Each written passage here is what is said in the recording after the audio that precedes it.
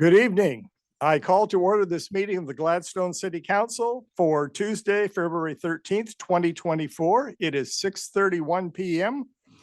The City of Gladstone is abiding by guidelines set forth in House Bill 2560, which requires the governing body of the public body, to the extent reasonably possible, to make all meetings accessible remotely through technological means and provide opportunity for members of the general public to remotely submit oral and written testimony during meetings to the extent in-person oral and written testimony is allowed. Therefore, this meeting will be open to the public, both in person and virtually, using the Zoom platform. The Zoom instructions for joining the meeting were printed on the agenda. If members of the public would like to comment on an agenda item, either virtually or in person, they were to have emailed their comments to the city recorder prior to noon today. Individuals attending in person may submit a speaker card to the city recorder prior to the beginning of the meeting. Comments are limited to 3 minutes. And the City Council generally also has Gladstone City events announcements during the meeting and business from the audience at the end. Same rules apply. Email in advance or fill out a card tonight. Tammy, will you call the roll, please? Counselor Huckabee. Present. Counselor Alexander. Yes. Counselor Reichel. Present. Counselor Cook.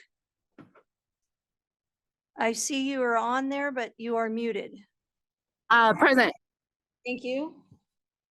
Counselor Roberts. Councilor Roberts indicated he would be absent tonight. Thank you. Counselor Garlington. Present. Mayor Milch. Present. Let's stand for the flag salute, please. Ready, begin. I pledge allegiance to the flag of the United States of America and to the republic for which it stands, one nation, under God, indivisible, with liberty and justice for all.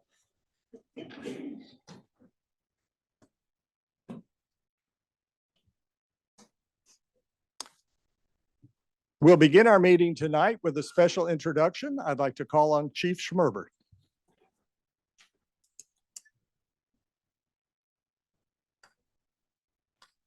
Good evening. First off, I'd like to introduce one of our new police officers, Officer Zacharias, Oscar Zacharias. Could you please come on up? And I'm also going to ask City Administrator Jackie Betts to come up to give the oath of office. A little bit there. All right, I'm going to let you have this one. And raise your right hand. Are you ready? Okay.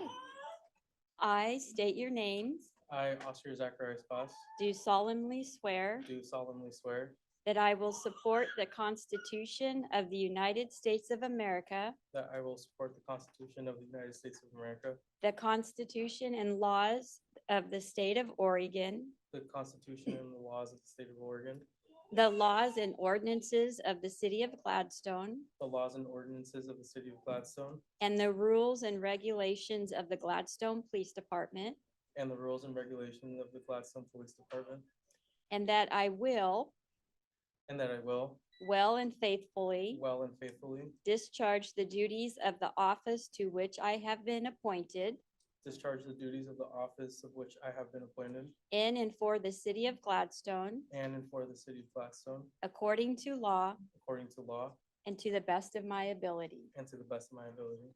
Congratulations. Thank you.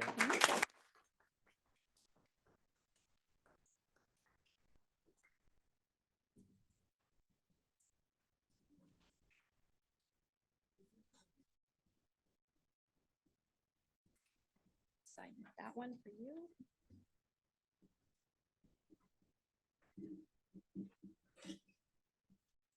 Okay. Thank you, John. Thank you. Well, now it's my turn to talk. You've taken your oath of office, and I promise I'll try not to embarrass you, Oscar. But I do have some things to share. If you can turn around, this is our city council. This is Oscar Zacharias, and he's excited to be with us. very excited. I do want to read some things about him, to highlight Oscar a little bit. He's a graduate of San Barlow High School and has been active in the Oregon National Guard for at least 5 years now. He's married to his wife, Adriana, and has two daughters, Gianna and Emma. Officer Zacharias is a first-generation Mexican-American who is bilingual and has already helped our community through his translation. Some quotes from references include: Oscar is friendly, welcoming, quick learner, dependable, ethical, honest, and will be a strong asset to the police department. Oscar is confident, reliable, generous, and honest. Oscar has a good judgment, is truthful, professional, accepts criticism, and learns from his mistakes. More importantly, Officer Zacharias wanted me to share a little bit that he is dedicated and devoted to law enforcement profession. His work ethic has been passed down from his parents, who are here tonight.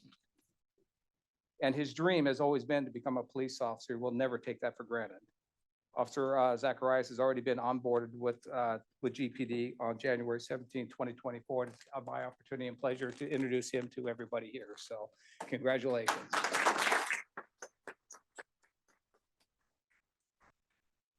One of the most prized things we can do is pin your badge on you. And usually we have somebody who you choose to pin your badge on. And so we're going to let you do that. But first, what I'd like you to do is introduce your family. Start off with, I have my beautiful wife over there, Adriana Zacharias. My younger brother right here, Alfredo Zacharias. And my dad is right behind him as well, Alfredo Zacharias. I have my older sister in the back in the corner, Fabiola Zacharias, with my nephew, Leo, and my daughter, Gianna, which is right next to him. I have my brother-in-law, Carlos, and their daughter, Deleza. My younger daughter, the youngest one, which is Emma Zacharias, and my mom, Veronica Zacharias. So congratulations and thank you for joining us here. Who would you like to put on your badge? I chose my wife, Adriana. Good choice. Good job. Come on up, Adriana. Now.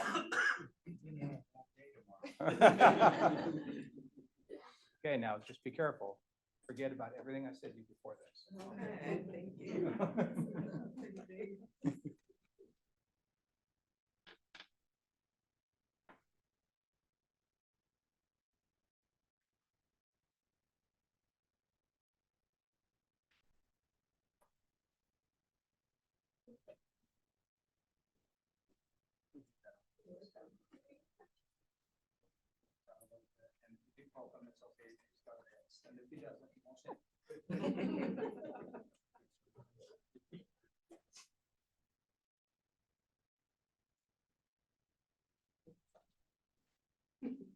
Thank you. Congratulations, my friend.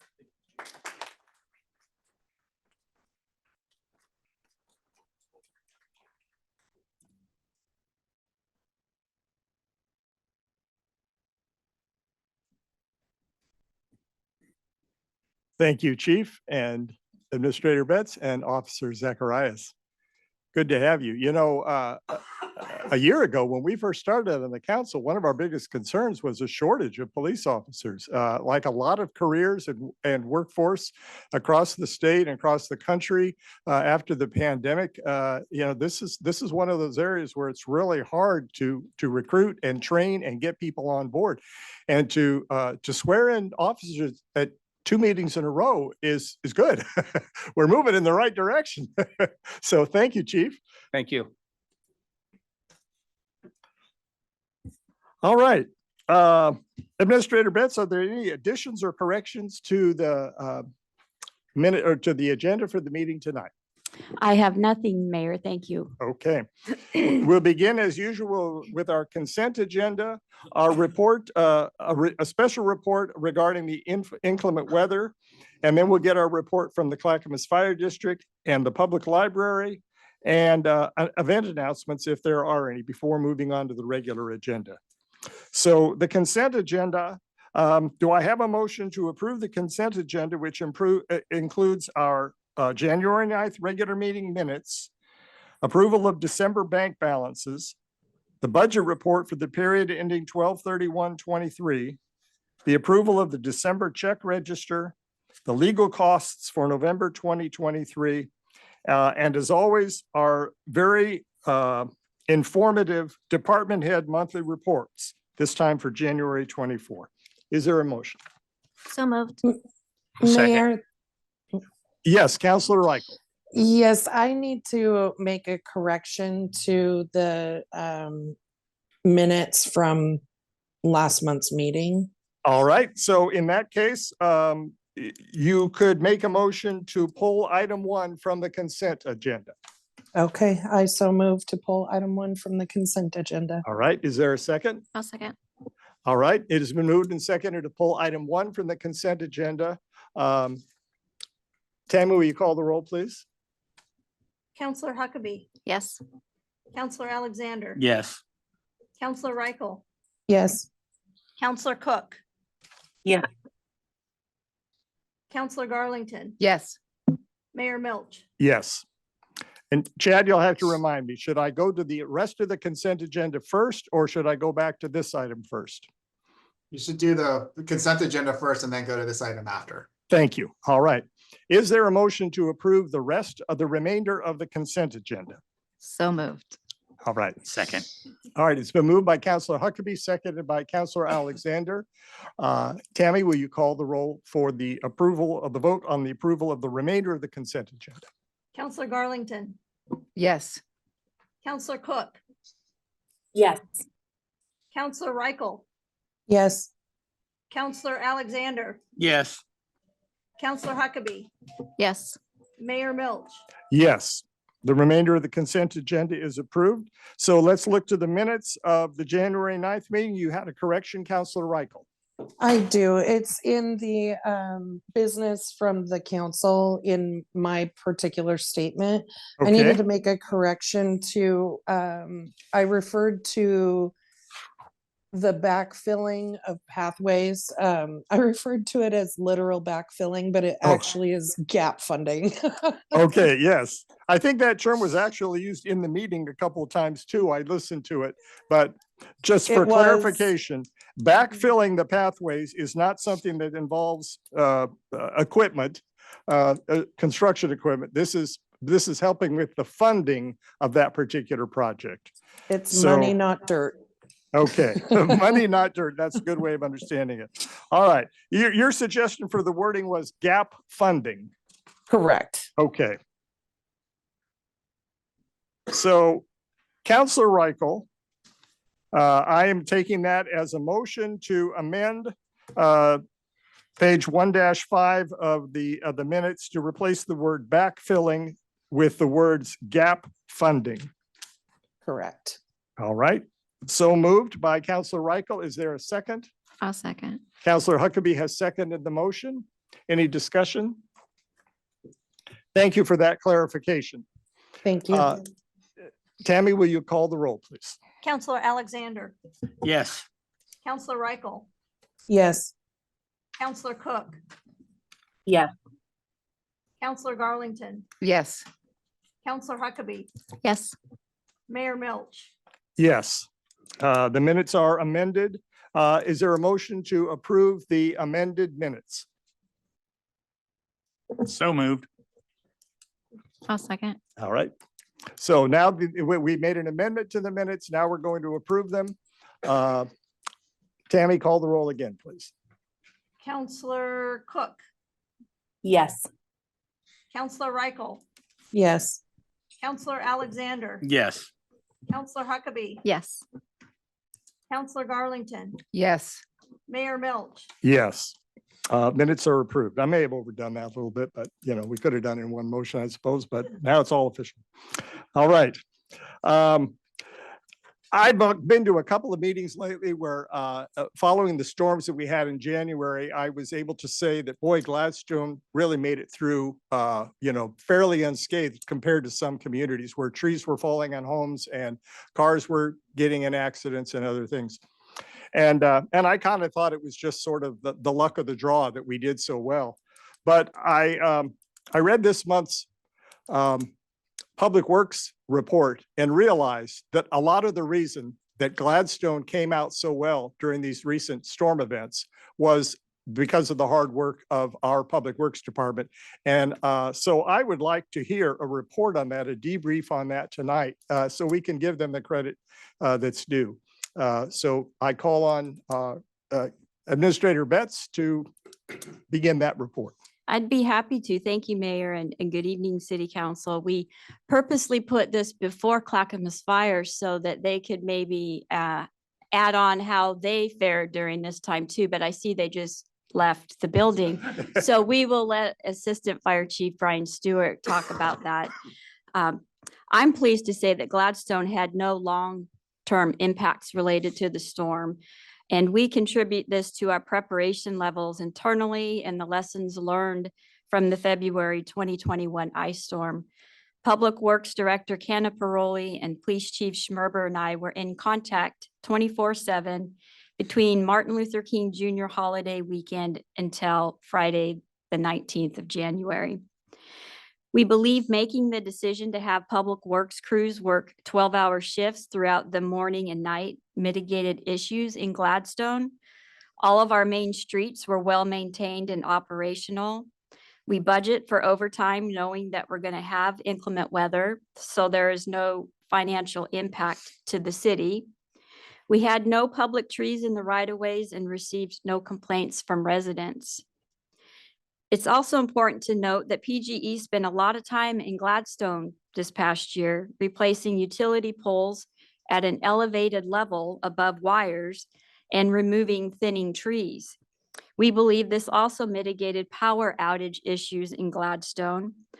We know people felt inconvenienced when PGE was doing the work last summer, but it sure paid dividends to our residents during this event. When we met with PGE during the summer, we encouraged them to publicly talk about the benefits of the pole replacements, and they agreed to do some communication with that. But we will certainly need to be cognizant of the damage trees can do to communities as we move forward with creating a tree ordinance. Clackamas County Emergency Management held meetings daily that Chief Schmerber participated in, and if there were any financial or operational impacts to Gladstone, we would have made that clear to the emergency manager and pushed for a declaration. Metro also sent out information on their disaster debris management grant for local governments. Fortunately, we did not have to apply for that. Staff at the community center proactively prepared meals for our 50 homebound clients, and our volunteers did a phenomenal job of delivering them and checking on clients. The police department had access to motel vouchers for transient populations, and Loved One helped us get someone in shelter during that time. Public Works Director Canna Paroli, Police Chief Schmerber, and I want to thank our employees, PGE, and the volunteers at the community center for the great job that they did during this event. Thank you very much for that report. Any comments, questions from members of the council? All right. Next is our regular monthly report from the Clackamas Fire District.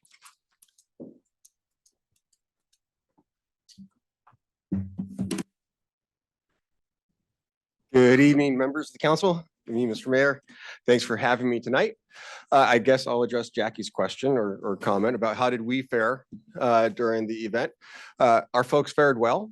We upstaffed during the event and made sure that we were prepared for it. More importantly, the community fared well. We certainly ran an increased number of calls.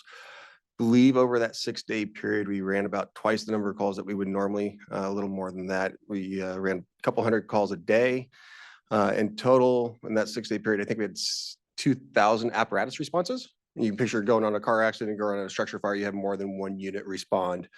So in that short period, we certainly picked up a lot of incidents. But again, we fared well, and a lot of that has to do with internally with the preparations we made and the work that we've done with cities, with disaster management at the county level, making sure that some of the challenges that we faced in previous incidents, we had worked through some of those logistical concerns, which for me was out of the realm last time, but included making sure that people on HOMO 2 who may lose power and need to have those essential services had access to those.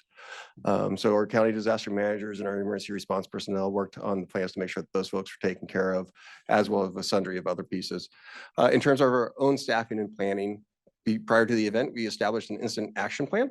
We did not stand up an internal incident management team as we sometimes do, but that is something that we're ready to ratchet up at any point, and as part of the incident action plan process.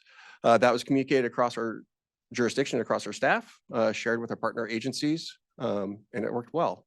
We allowed some of our staff, because of the treacherous roads, to not commute in. But fortunately, we're set to do most of our administrative work remotely. The staff that provide essential functions to keep the fire apparatus going, to keep the engines equipped, keep the medical supplies coming, those folks were on site every day, making sure that folks were out there responding to calls each and every time they came in. So that was a little bit about that. Happy to answer any questions on that 6-day period or the ice storm at all. I have one. Yeah. I saw a video on, I believe it was social media from Clackamas Fire District for people to bring their downed limbs and whatever Yes. to a central location, and the fire district would get rid of them safely. How Mhm. did that go? I'm not aware that we necessarily held any of the burning in January. I don't think we would do that till later in the season once open burning opens. But we use a process of asking for down debris from homeowners, not agricultural debris, not business debris. But we have it delivered, at least as I recall, to Station 10 out in Beaver Creek, Yeah. where we have some open land. And then we use looks kind of like a shipping container. It's called a curtain burner. And basically it helps with some vortices of getting air through there. So really what gets burned burns completely and cleanly. You can take a dumpster full of stuff and end up with a pile of ash, yay big or so. So it's a very safe, controlled way of doing it with minimal air quality impact. Do you know if it was highly utilized this time? I don't know about this most recent one, but I know that they have been highly utilized. They were, I believe, originally funded through some grant programs, and we've expanded the program because of the demand. That's great. Thank you for offering that service. Yeah, absolutely. A couple other points. I'll introduce Greg Ledoux, although he's not here, because he will not toot his own horn. Greg Ledoux came to us about 4 years ago, maybe 4.5 years ago in 2019. He's a new captain, maybe about a year ago or so, but he came to us from Columbia River Fire Rescue, and he is now your station captain, Gladstone Community Fire Station 22's station captain. He came after being with Columbia River, I'll say 20 years, could be 25. But just a heck of a firefighter, heck of a leader, heck of a trainer. So he's been here for 4 years. He came across, gave up his position as an officer, well respected in the industry, well respected in the area, with Columbia River to come join us. And I think there's some things about Clackamas Fire that attracts our ability to attract people, much like John Schmerber is able to attract people to come and work for Gladstone. You get that reputation, you get that quality of work, you get that quality of empowerment, and people respond to that. So Captain Ledoux, most recently, in a matter of 4 short years, has impacted the organization across every position he's held. And again, he came with a heck of a reputation, but for the last couple of years, he's been in our training academy or our training cadre, and has put out some phenomenal recruits. We're lucky to get him back on the line, and he's going to do a fantastic job for you with your folks out here. He and I have spent quite a chunk of time just getting him oriented to the city and just chatting about the history of the program and some pieces on the facility. He's excited to be out here. We wanted to come out here, and we want him out here. So he's going to fill he's got big shoes to fill, but he's excited, and we're happy to have him. Let's see other pieces. Yesterday, we held a promotional and new hire ceremony. We got to promote apparatus operators, 1 lieutenant, captains, battalion chiefs, 3 division chiefs, and assistant chief. They've all been kind of serving in their roles since January 1st. But big movement in the department or in the district, exciting times. We're just happy to serve, happy to be here. I'm happy to answer any questions. Any questions from counselors present or counselors distant? All right. Thank I you, like the Assistant Chief. siren, The oh, yes. siren. the quarterly, that's a good addition. There is a new newsletter from the department called The Siren to distinguish it from an actual siren. And it was in our packet tonight. So among the reports, if you go online and look at our agenda for tonight, not only do you see the reports of our local departments, but also Clackamas Fire District also submits a good written report that gives you a little more information than we get here. So Yeah. thank you so much. All right. We're grateful for you for coming. We're grateful for, all our staff at every level for, we're told by climate change experts that these kinds of incidents may happen more frequently than they used to. And the proactive thinking and preparation and willingness to put in the extra time, I think is really what contributes to our ability to get through them in a good way. So I'm grateful to your department, for our local departments, both of you. Thank you so much. Thank you.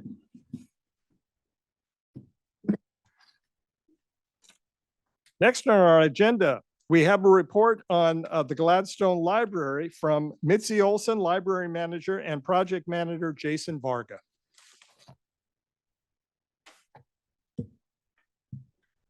You push the button once on that device, that microphone will be on. You might have to move it back and forth between you to be heard best, but it's there for you. Thank you. Good evening, Mayor Milch, councilors, and City Administrator Betts. We appreciate the opportunity to talk to you today about the Gladstone Library. I'm Mitzi Olson. I'm the Library Manager for the Gladstone Oak Lodge Library. With us today is also Jason Varga, the Project Manager for the new Gladstone Library. Today, I'll be sharing information on the library timeline and statistics, how the library is doing, and some of our program highlights. Jason will then provide an update on the ongoing Gladstone Library project.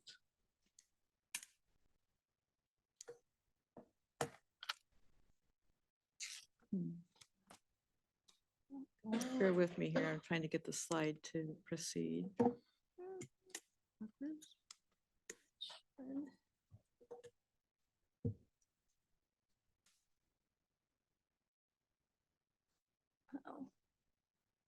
Thank you. As a reminder, the City of Gladstone and Clackamas County entered into an agreement for the county to assume operation of the Gladstone Library beginning December 2019 and to build a new library in Gladstone. The merge of the two libraries happened just months prior to the pandemic. We are finally seeing a slight increase in library usage since recovering from COVID. Circulation of materials is slightly higher than the prior year.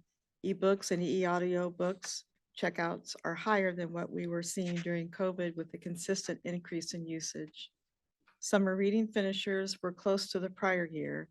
Door counts are steadily rising with 31,000 visitors last year and 35,000 visitors this year. Seed checkouts continue to increase in popularity since introducing the program to the Gladstone Library in January 2020. While overall usage of the library is stabilized, we are still not quite back to pre-pandemic levels. We expect to see significant increases in library usage when we open the new library facility in August of this year. In preparation for the new library, we hired an additional youth services librarian to enrich our program offerings for the youth in our community.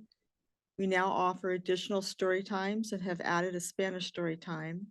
On Wednesdays, when the children of Gladstone have an early release from school, we offer a drop-in snack and STEAM program where we provide snacks and the opportunity to build science, technology, engineering, art, or math skills through a fun activity. We have continued our take and make crafts, distributing over 70 kits every month. We continue to offer popular craft classes for adults. This year, we collaborated with the Gladstone Community Center to offer a monthly lunch and learn series for seniors, including topics related to gardening and seeds offered at the library, how to use the library catalog, internet safety, homebound services, what are ebooks and how to access them, and a technology series. Rock Readers Book Club continues meeting virtually and sometimes in person. The library makes the materials available and promotes the program to other libraries. We continue to offer monthly musical performances that patrons can enjoy while browsing the library or to sit and listen. The library has also participated in a number of community events, including the Gladstone Nature Park Arbor Day event, the Gladstone Community Festival, the city's summer special events in the park, and the Gladstone Halloween event. At these events, we offered free garden seeds, children's books, and a craft. We continued our collaboration with Friends of the Gladstone Nature Park and the Gladstone Library Foundation on seasonal story walk displays. The stories and activities are offered in both English and Spanish. We are currently in the process of refreshing the story walk frames with new inserts that were damaged by the elements and by vandalism. We hope to have the new story walk installed by March or April of this year. We also continue to collaborate with community volunteers and the Gladstone Foundation to offer our popular Seeds for Sharing program. We worked with the Gladstone Foundation to solicit seed donations from multiple sources to expand our vegetable and flower seed offerings. Our volunteers also offered gardening classes at the library.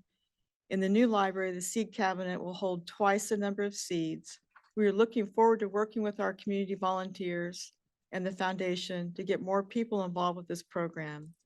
We believe this program will promote food security, increase vegetable intake, and support family relationships in our community. Lastly, I recently joined the Gladstone and Oak Lodge Rotary to build stronger connections with city partners and stakeholders. I plan to devote more time to these partnerships after the move to the new building. Now I'm going to turn it over to Jason, who will give us an update on the Gladstone Library Building project.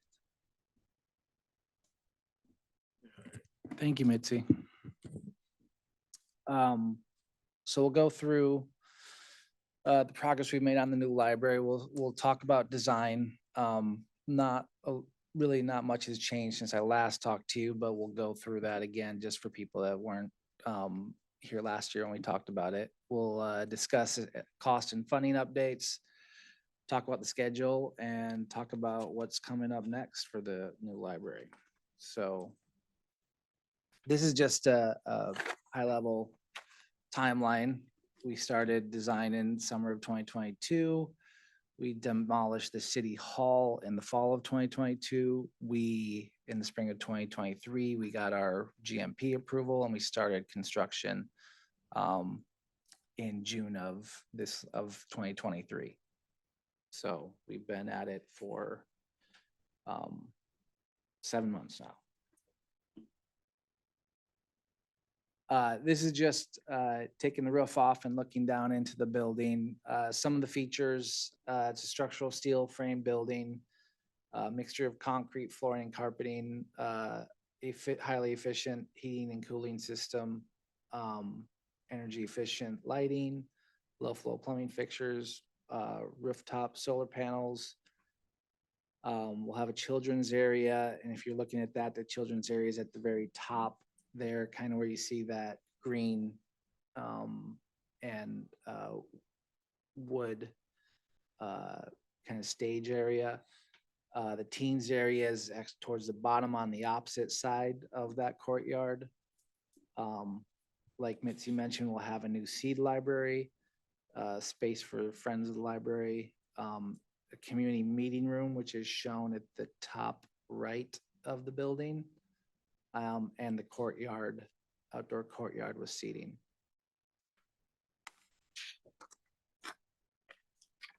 This is just a view. As you're walking in, this would be a view of the library. So to the back, to the left would be the teens area. To the far right, you'll see the children's area, and then your like fiction and nonfiction collection in the middle, in the front desk there, and the computer stations. And this is just another view of the teens area. And you can also see the windows looking out towards Portland Avenue. Then this is that area in the children's area for kids to play around in while they read or have their parents hang out with them in that area. And this is just to kind of show the different materials being used. The metal panels where that's pointing to, that's where the rooftop HVAC equipment will go. So it's just a screen, it'll screen all that, but that's where that equipment's located. The sunscreen is it's hard to see here, but it's basically aluminum, like a bent plate with perforations in it to let some sunscreen through, sunlight through. The storefront will be a gray color, and then we have most of the building, the siding is like a hardy fiber cement siding that'll be painted that gray color. This is just an exterior view from the corner of Portland and Dartmouth, looking at the front entrance. We'll have the Gladstone Library kind of right on that sunscreen that'll be called out. Book drop right there at the front also. And then the community, we'll have a separate community room entrance as you go down Dartmouth to the left there, kind of where it's like a lighter white. That'll be the entrance to that community room when the library's not open, but it can be used. This is just another view of going down Dartmouth and looking into that community room entrance from Dartmouth Street. And then this is just from the fire station's side. This is just showing the new trash enclosure that we'll be sharing with the fire station. And then the courtyard's located behind that wall that's shown there. And then this is just a view of the courtyard.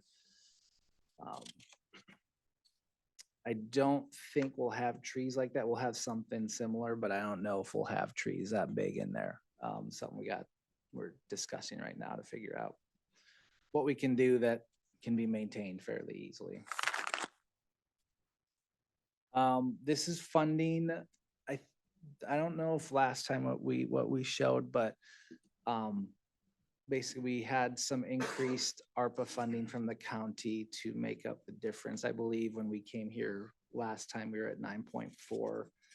And then our last GMP budget went up a little bit over $500,000, and we were able to make that up with county ARPA funds to cover that increase.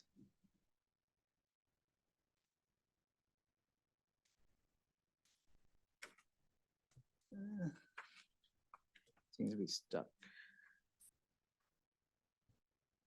I don't know if you are able to click this. This is I was wondering if we could do the job site camera. Sorry, I wasn't ready for that. It's not. If not, that's okay. Yeah. I don't think that's gonna let me.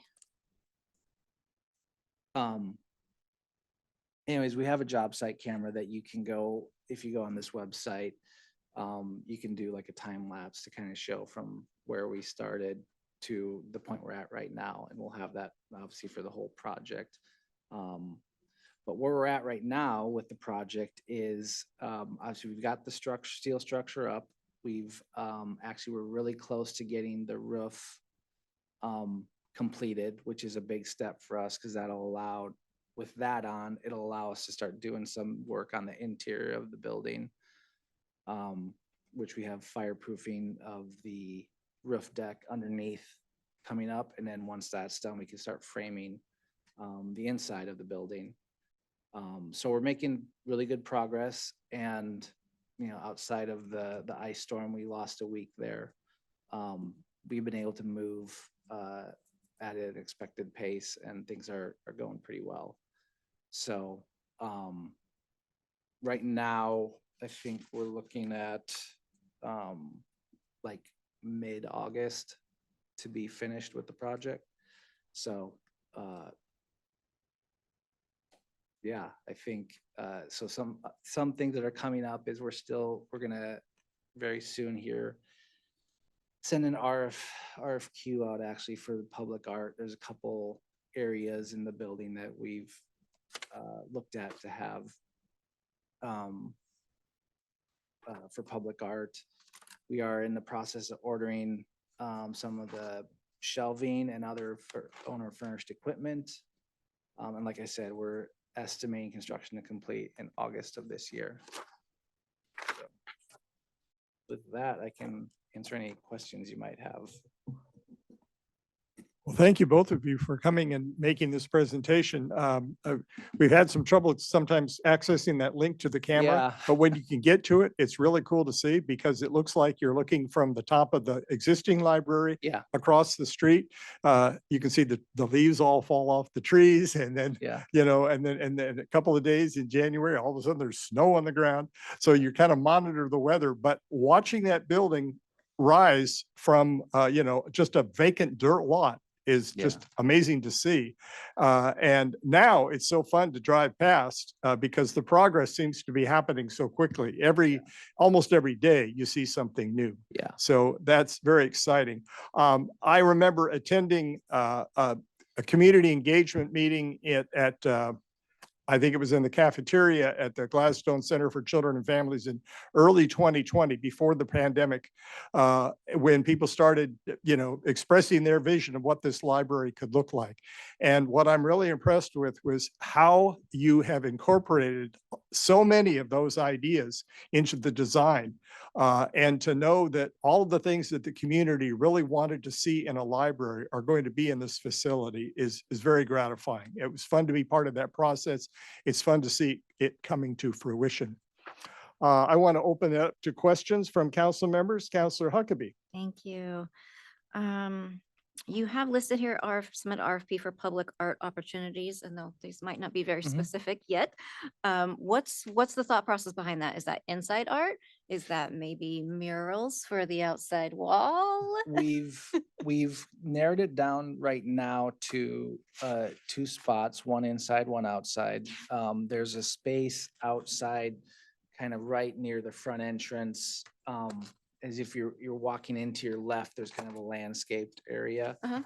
We've talked about maybe having some kind of 3-dimensional like sculpture or something up there that we're looking at. And then the other spot we're looking at is there's a long narrow wall above the shelving.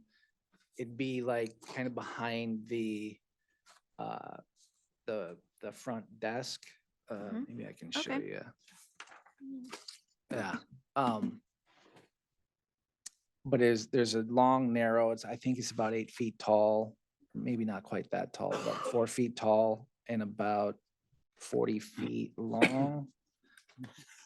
Yeah, see if if we can go down to the slide that had the roof cut off, I could probably show it.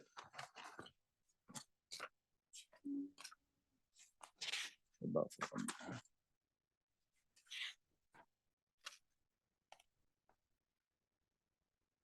Yeah. So if you're for the first one outside, you see the right next to that front entry, that landscaped area, that's a place we're looking at it. And then it's kind of hard to see here, but where behind the front desk and those the shelving that goes straight up, there's a wall that's got some built-in shelving on it. There's an empty space above that. So we're looking at that area to do something. It could be 3-dimensional, could be 2-dimensional. We'll see what they come up with, but we're gonna work with Clackamas Arts Alliance to help get the word out there and use that resource to help with that. So Gladstone loves murals now, so. yeah, there's We put that on the opportunities. resume. Yeah, there's opportunities in other spots, but those are the ones we've focused on with the funding we have right now. Great, thank you. I just had a question. Those cameras are really neat to watch. And then I seen, it's a tar roof. Yeah, it's a built up roof. So it's basically you put a layer on, you put your tar. I know it's not, there's a better term for that. It's escaping me right now. But it's like 4 layers, I believe. So we're at the point where we're ready to put the cap sheet on, which would be the last layer. And then we should be completely weathered in with that. So we've had them working Saturdays and a little bit longer just because we're not getting great weather, that often. So when we do have it, days like today, it's really important that we have them out there getting as much done as they can. so that when we have weather that, like that's coming up here where we can't really do much. Is the roof the same level all the way? No, it's like actually it's two at- different. So like the low one got done first. Mhm.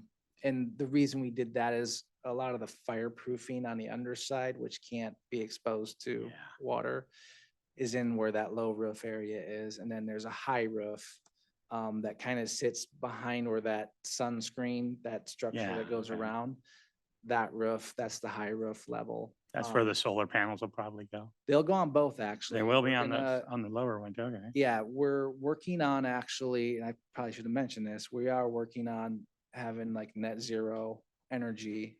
So Okay, there's perfect. enough room to basically fill that roof with solar panels to where it would provide enough energy for the library's Great, use. that's a good asset. Yeah. Great, good idea. Thank you. Yeah. Anyone else? Counselor Garlington. So, first of all, I'm gonna learn how to talk tonight.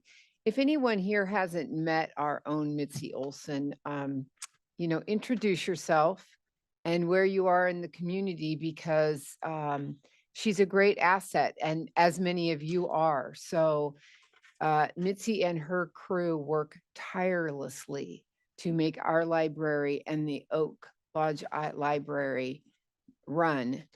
They are not only keeping them both going, but trying to plan opening new libraries at the same time. Everybody's working multiple jobs. Everybody's working a lot of time to try and make sure that that transition is as smooth as possible, and that the anticipation is as good as everybody wants it to be. So Mitzi and crew, thank you very much for that. So I just want to say I was really happy to see your numbers coming up. That's really promising. And I agree with you that I think that once those libraries are open, that'll be a really neat thing. So Counselor Huckabee asked about the art, and I thought we had an art crew. Where does that fit in? Is that a Gladstone thing? Is that an overall for both library things? Are you talking like there is a subcommittee within Okay. the task force that we meet with them specifically to help, they kind of help put the theme together and to narrow down spots where we have that, but that's really the only group we have involved outside of ourselves with going. But through they're here. still in the works and, Yes, and yeah. that, okay. So they'll have a lot of work coming up. Once this process starts with the RFQ, they'll be involved in making some choices, from what we Okay. get.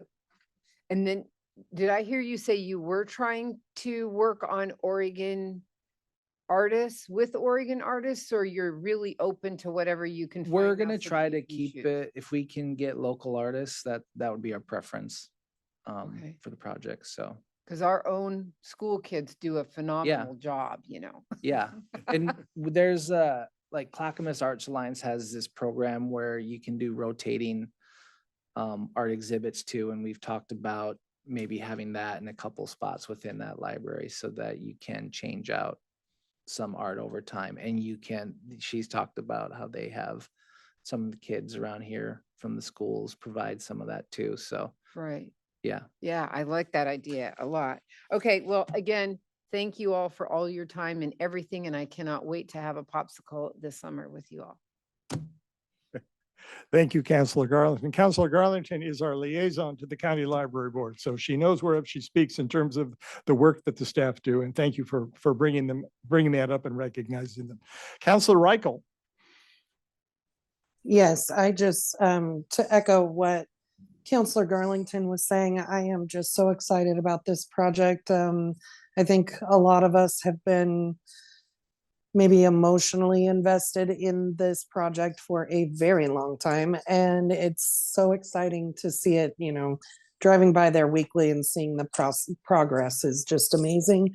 Also, huge shout out to the staff at the library. My son has recently discovered how wonderful the library is, and he wants to be there all the time.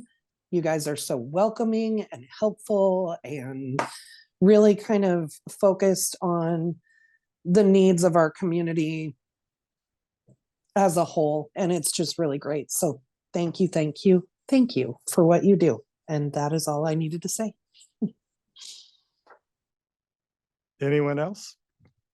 You know, one of the downsides to having the Clackamas County take over the operation of our library is we don't get to see you as often as we did before. But that doesn't mean we don't appreciate it any less, because these reports and these updates really remind us of what an important institution this is in our community. We see it as an anchor to our new and growing and developing downtown region. So we're looking forward to August with great anticipation and excitement. So thank you both for coming and sharing tonight.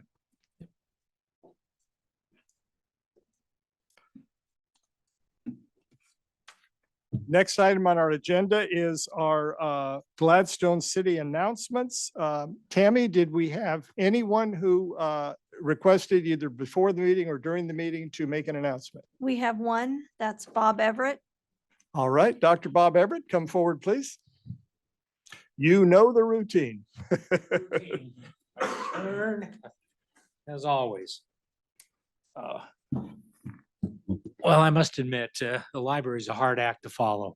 So, and thank you, commissioners, administrators. I do also want to thank the city and the administrators for what a wonderful job they did during the weather. You know, as a business owner and as just a resident, I just thought they did a great job, and it was so nice to be able to feel safe. I must admit, I know my wife and I did, as I sat there many hours. And also, I'm truly excited for the library. I have been probably not at that level for some time, but I am now. It looks neat. I drive by every day and I love it. So I'm here basically just for a couple of reasons. Number one, you know what I'm usually here for, the bingo, which will be this Friday night, the 16th. Same time, same place, community center. Tickets go on sale at 4:30, doors open 4:50, and bingo starts at 5:30. We hope to have a good turnout. Last month was a little bit shy since it was a little cold. It was that Friday night, but I love Greg there. He was enthusiastic. I loved working with him. And there is a commissioner here that did win the blackout, I think. She might be on the end, but I'm not particularly sure. So congratulations, too. Yeah, I just, you know, I had a great time working with Greg, I must admit. So it was a lot of fun. I also want to give an update on the festival. We'll be actually having our first meeting tomorrow afternoon. And so I know Bryce has been working hard getting organizing that, getting activities, bands, and we're excited to have that happen there again in the first weekend of August, and it should be a lot of fun. You know, so it's happening, and we'll have the parade and everything else then too. I will also once again want to remind citizens about the clothes closet that happens every Saturday, 10 to 12, just behind the school. We were there last weekend, the Rotary Club was, and it was the busiest I've ever seen. We must have had 30 families with well over 60 people, kids served. And finally, we're volunteering now at Tukwila. So if any groups want to come out and help feed the residents of Tukwila, it's a very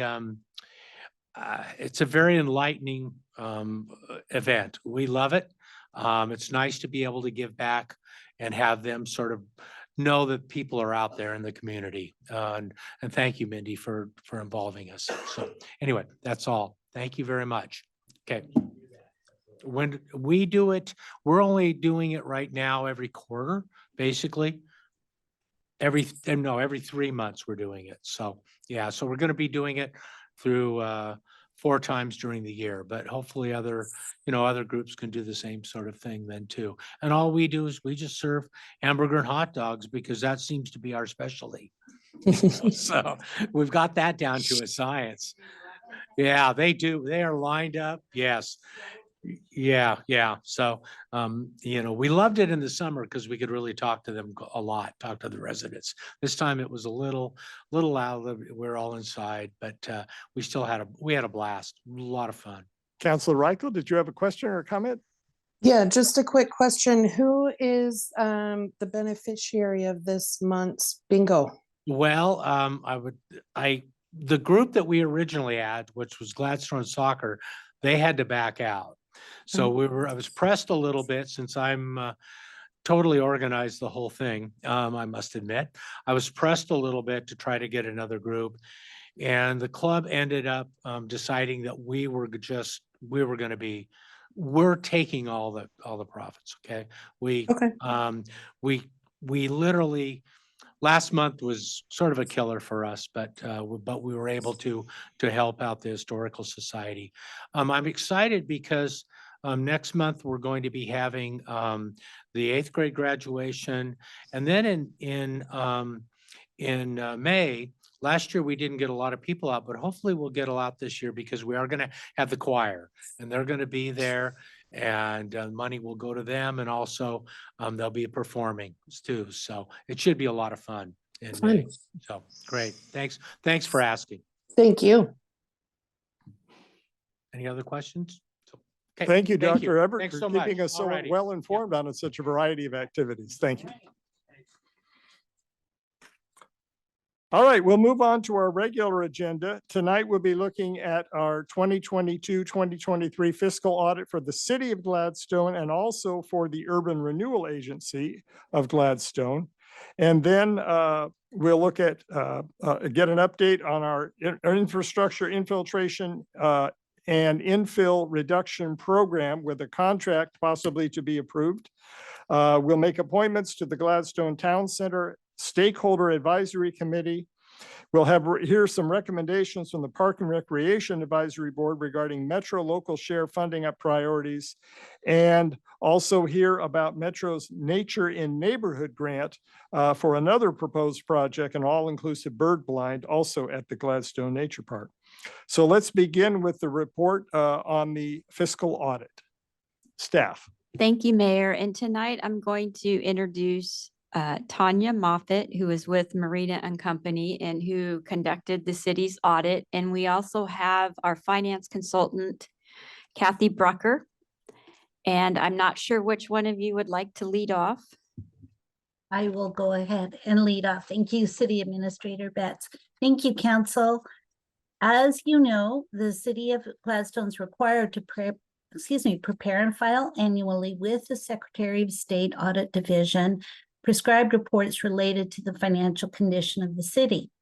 Marina and Company, our auditors, completed the audit of the annual financial statements and then met with the City of Gladstone Audit Committee on Monday, January 29th, 2024, for review and discussion. We had a very robust discussion of it, which was excellent with our new audit committee, our new members on there. The audit committee then recommended approval of the annual financial statements for the fiscal year ending June 30th, 2023. Our proposal to you, or the information behind it, is that the annual filing of the financial information is required by the Secretary of State Audit Division by December 31st of each year. However, due to circumstances beyond our control, which consisted of thorough implementation of a new GASB standards and the North Clackamas County Water Commission audit, the delay on that, who is a joint venture partner of the city, we were not able to complete by that time, and we did receive a 30-day extension from the state. The NCCWC audit was not completed as of January 31, 2024. So the city had to use an estimate for annual activity, which we're very comfortable with because the statements have been completed by the Marina and Company. However, the reviewing auditors had not finalized the report, so it could not be released. We are very comfortable with it. And if there is any adjustment in it, it will be followed up with the following fiscal year. So the information was provided to the Audit Division by January 31, 2024 to ensure timely compliance with state law. And with that, I'd like to turn it over to Tanya Moffett, Managing Partner, for her to provide you a brief report on our financial status also. Thank you. Thank you, Kathy. So our audit was completed January 30th, 2024 for the June 30, 2023 fiscal year for the city of Gladstone. And our audit report was an unmodified or clean opinion, which is the highest level of a financial statement opinion that we can give. The financial statements do have some estimates in the financial statements, like Kathy stated, the newest one being the joint venture this year for NCWCC. There's also estimates for depreciation and compensated absences, as well as the net pension liability and net other post-employment benefits liabilities. The largest estimate in the city's financial statements is the pension liability, and that number comes from Oregon State PERS. So the city's finance staff is not coming up with that number. It is something that is given to them from the state.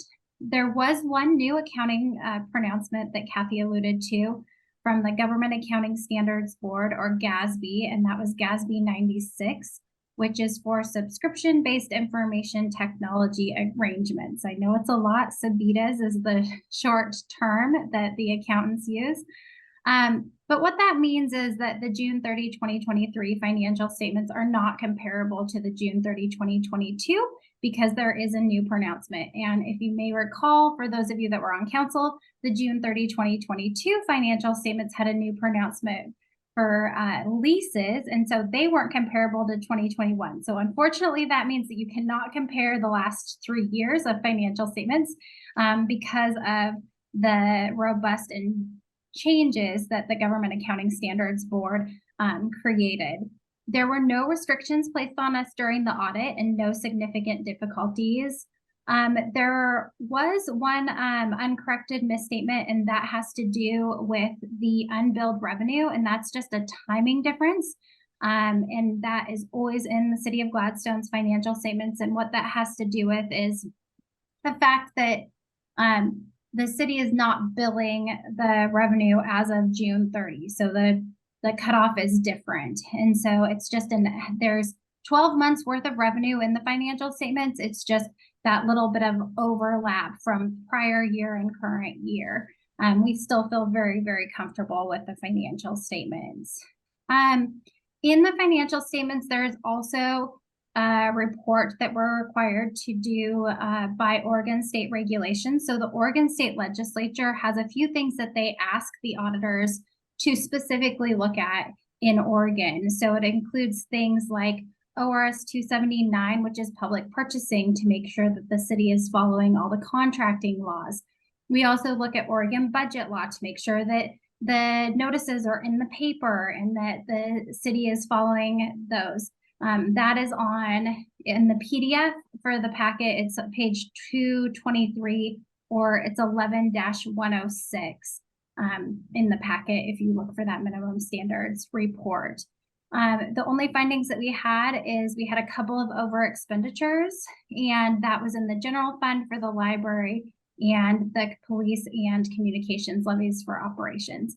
And that sometimes happens when there's unexpected invoices that come in after year end that may not be known to finance, or it's just a timing difference. If you had a lot of those, I would be concerned, but with only having 2, it's actually very common for municipalities to have those. So overall, it was a great audit. And I'd like to thank city staff and City Administrator Betts for her and her team. And then financial consultant Kathy Brucker and all of her team for all of their help during this audit. Thank you, Tanya. So what we would request from the council is, one, if you have any questions for us prior to making the motion to approve the audit for fiscal year end June 30th, 2023. All right. Are there any questions? We have 107 pages of report in front of us, and some of us watched the meeting on Zoom recently, so we're all very aware of this. Any questions from members of the council? Councillor Garland. Well, I want to say thank you to Kathy and Tanya both. I know you and all of your staff worked really hard. It was a great meeting that we got to watch, and I thought that the audit committee did a really good job and asked a lot of interesting questions, which leads me to my comment. Kathy, can you speak out loud a little bit about the IT costs that you had spoken about at the meeting, that you were saying that you didn't have control over some of those higher costs unless you owned the license for the using of a program of some sort. I thought that was really interesting that about that. Anyway, I'll let you talk about that, but I thought that was a good point. Let me, I hope this is the point that you're raising here, Councillor Garlington. Basically, the subscription-based IT agreements, arrangements that we had to put into place this year was to capture what the costs of ongoing subscription software will be for a period of time, for the length of the contract that we are signing up for.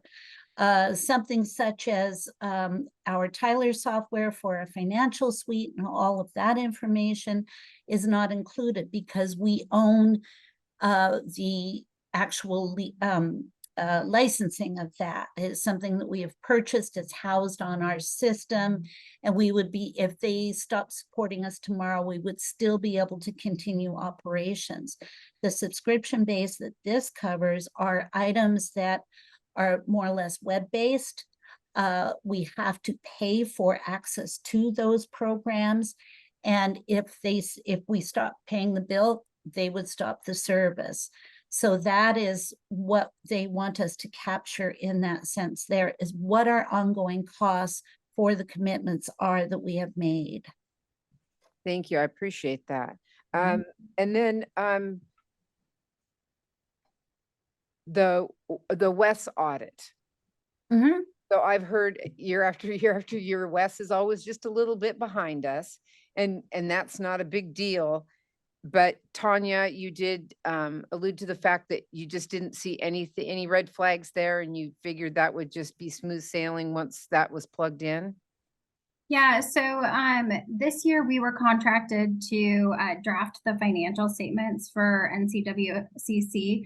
So we drafted the financial statements. They have not been audited yet, but so we have the support and backup for the numbers that went into the city's financial statement. It is an estimate because it hasn't been audited yet, but we feel very confident based off of the numbers that we know as of right now, and then based off of the historical information and the changes that there have been in prior years.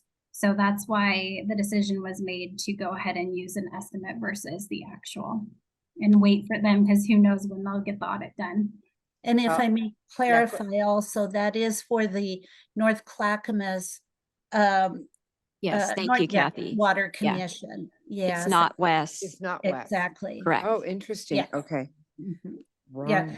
Wes is, we do not have to bring any numbers from Wes in other than actual revenues, actual expenditures that we have fully recorded. Thank you. All right. I appreciate that. And you, thank you very much. Thank you. Any other counselors, questions, comments? I want to say thank you, Tanya. Sometimes we think of an audit as just looking at the dollars and cents figures. I'm glad that it also includes some of the procedural things that we do that are a part of our obligation as a city. You referenced gratitude to the team that works together on this. And I know that within the office, we have a good team who makes sure that those announcements of meetings, those public notices about procuring people to do to bid on projects for the city, that all that is done properly and timely. And so we are grateful to you for confirming that, and we are grateful for the staff for doing such a good job of it. So Tammy, Kathy, all of you that are a part of that, thank you very much. All right, I will recognize a motion to approve the City of Gladstone Annual Financial Report for the fiscal year ended June 30th, 2023. I'll make that motion that we approve the City of Gladstone Annual Financial Report for the fiscal year into June 30th, 2023. I'll Is there a second. second? All right, it's been moved by Counselor Alexander, seconded by Counselor Reichel. Any further discussion? All right, Tammy, will you call the roll, please? Counselor Reichel, Yes. Counselor Alexander, Yes. Counselor Huckabee, Yes. Counselor Cook. Yeah. Counselor Garlington, Yes. Mayor Milch. Yes, the report is approved. Tanya, thank you so much for being here each year that I can remember with us. It's great to not have to get used to a new firm, but to have someone who's familiar with us, who works well with us, and we thank you for coming. And Kathy Brucker, as always, thank you for explaining things well, for having the answers right on the tip of your tongue and understanding all of this, because it's beyond most of us, especially the PERS stuff. So thank you for what you've done for us tonight and for the audit committee earlier this month. So thank you both. Thank you, Mayor, but we can't let them go just yet. All right. Oh, that's right. That's right. This is the point when we adjourn as a city council and reconvene as a Gladstone Urban Renewal Agency. This is one of those, if you follow County Board of Commissioner meetings, they wear so many different hats. They're the head of so many different committees and things. And we've got mainly these two, the city itself and the Urban Renewal Agency. So Tanya, you did the same work on behalf of the Urban Renewal Agency. So you're on again. Actually, Mayor, you need to, Oh, okay. we have to make a motion. We have to review the urban renewal minutes. All right. We don't convene as an urban renewal agency very often. So when we do, we take minutes and then we don't get to approve them until the next time we meet. The last time we met as an urban renewal agency was on June 13th, 2023. So item 12 on our agenda is approve the minutes of that meeting. I make a motion that we approve the minutes of the urban renewal meeting Of June 13th, 2023. of June 13th, 2023. Is there a second? I'll second. All right, it's been moved by Counselor Garnison, seconded by Counselor Alexander to approve the minutes of our last Urban Renewal Agency meeting. Tammy, will you call the roll, please? Counselor Garlington, Yes. Counselor Cook, Yes. Counselor Reichel, Yes. Counselor Alexander, Yes. Counselor Huckabee, Yes. Mayor Milch. Yes, the minutes are approved. Now we move on to the 2022-2023 fiscal audit for the Urban Renewal Agency. So Kathy and Tanya, I'll turn it over to you two, and you can tag team this one however you want. Okay, thank you, sir. Basically, the same rules apply with the Urban Renewal Agency as it does with the city. It must be filed annually. We did have a 30-day extension because it's filed in conjunction most normally with the city. The urban renewal is presented in the city statements, but we also do a separate statement for them because it is its own legally financial entity. Was there anything else about it? No, it's basically the same situation, and I will add anything else if Tanya has anything else more to elaborate on that, if you would, please. I was just going to say for the Gladstone Urban Renewal Agency, we also issued January 30th, 2024, and we had an unmodified or clean opinion as well.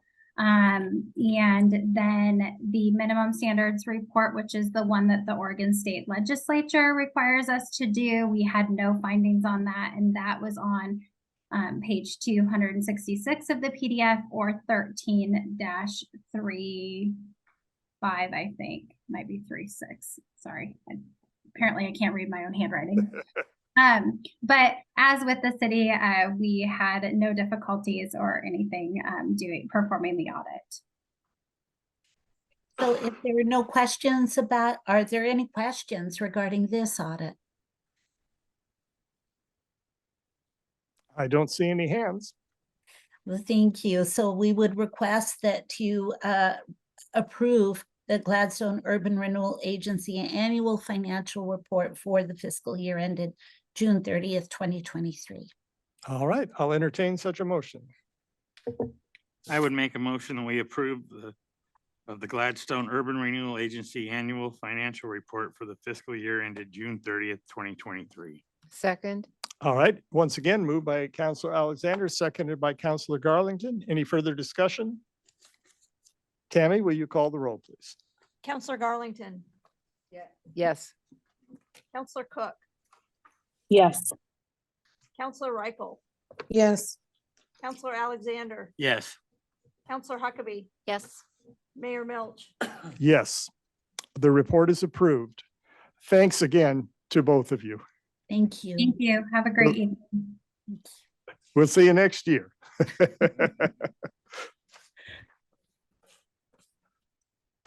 All right, we now adjourn as a Gladstone Urban Renewal Agency and reconvene as the Gladstone City Council and move on to item 14, our agenda, Gladstone Infrastructure Infiltration and Infill Reduction Program Contract, Phase 1 and Phase 2. Staff.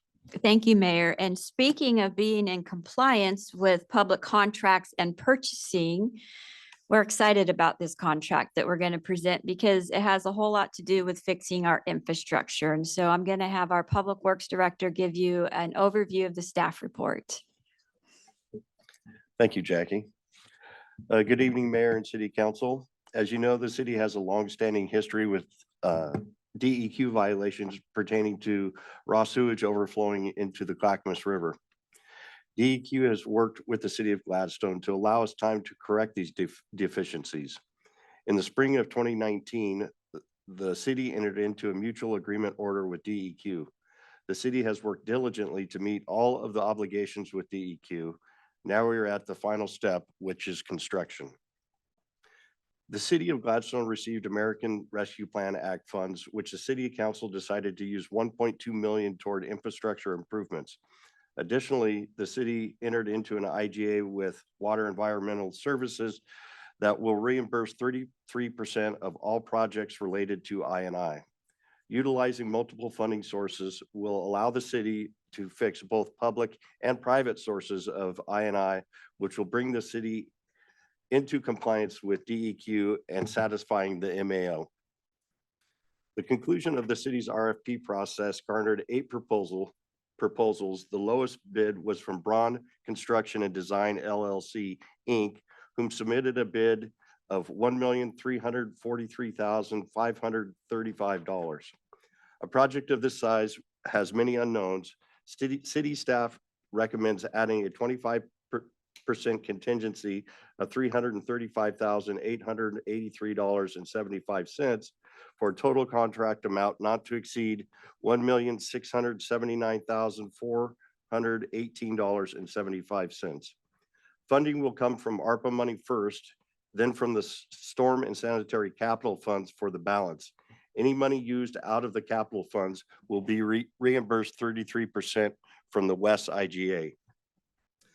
So we have 2 options tonight. Option 1 would be approve the award of bid and public improvement contract to Braun Construction LLC for $1,679,418.75, which includes a 25% contingency. And option 2 is not to approve the award of bid and public improvement contract with Braun Construction and Design LLC. Staff recommends going with option 1. Thank you, Darren. Council will note that Exhibit A of our report on this item is a list of all the bids that we received.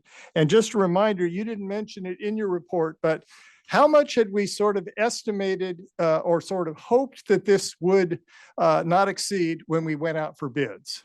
So the original bid from the report, or original estimate from the report was 2.2 million. After doing investigation and everything like that, doing the design phase of the project, that came down to somewhere in the 1.2 to 1.3 million dollar range. Obviously, that's not with a contingency or anything attached with it. So the low bid was pretty close to being right on pace with the engineered estimate. Very good. All right. That's good news. And the other thing that citizens may not know, the first time we went out for bids on this, we did not get any people That is correct. responding and bidding. And so to get a high number of replies and to get it in the ballpark where we were looking for was very good news for the city.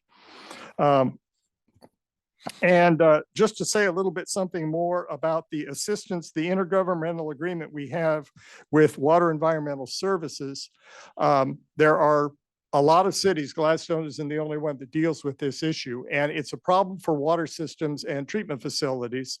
And as mayor, I also serve as an elected official representative on the Water Environmental Services Advisory Committee. One of the things I learned there was that they determined that, well, one way you can deal with these overflows of stormwater going into sewer systems and coming to a treatment facility is to expand the capacity of your treatment facility. And that costs a certain amount of money. But the other way is to prevent it from happening in the first place.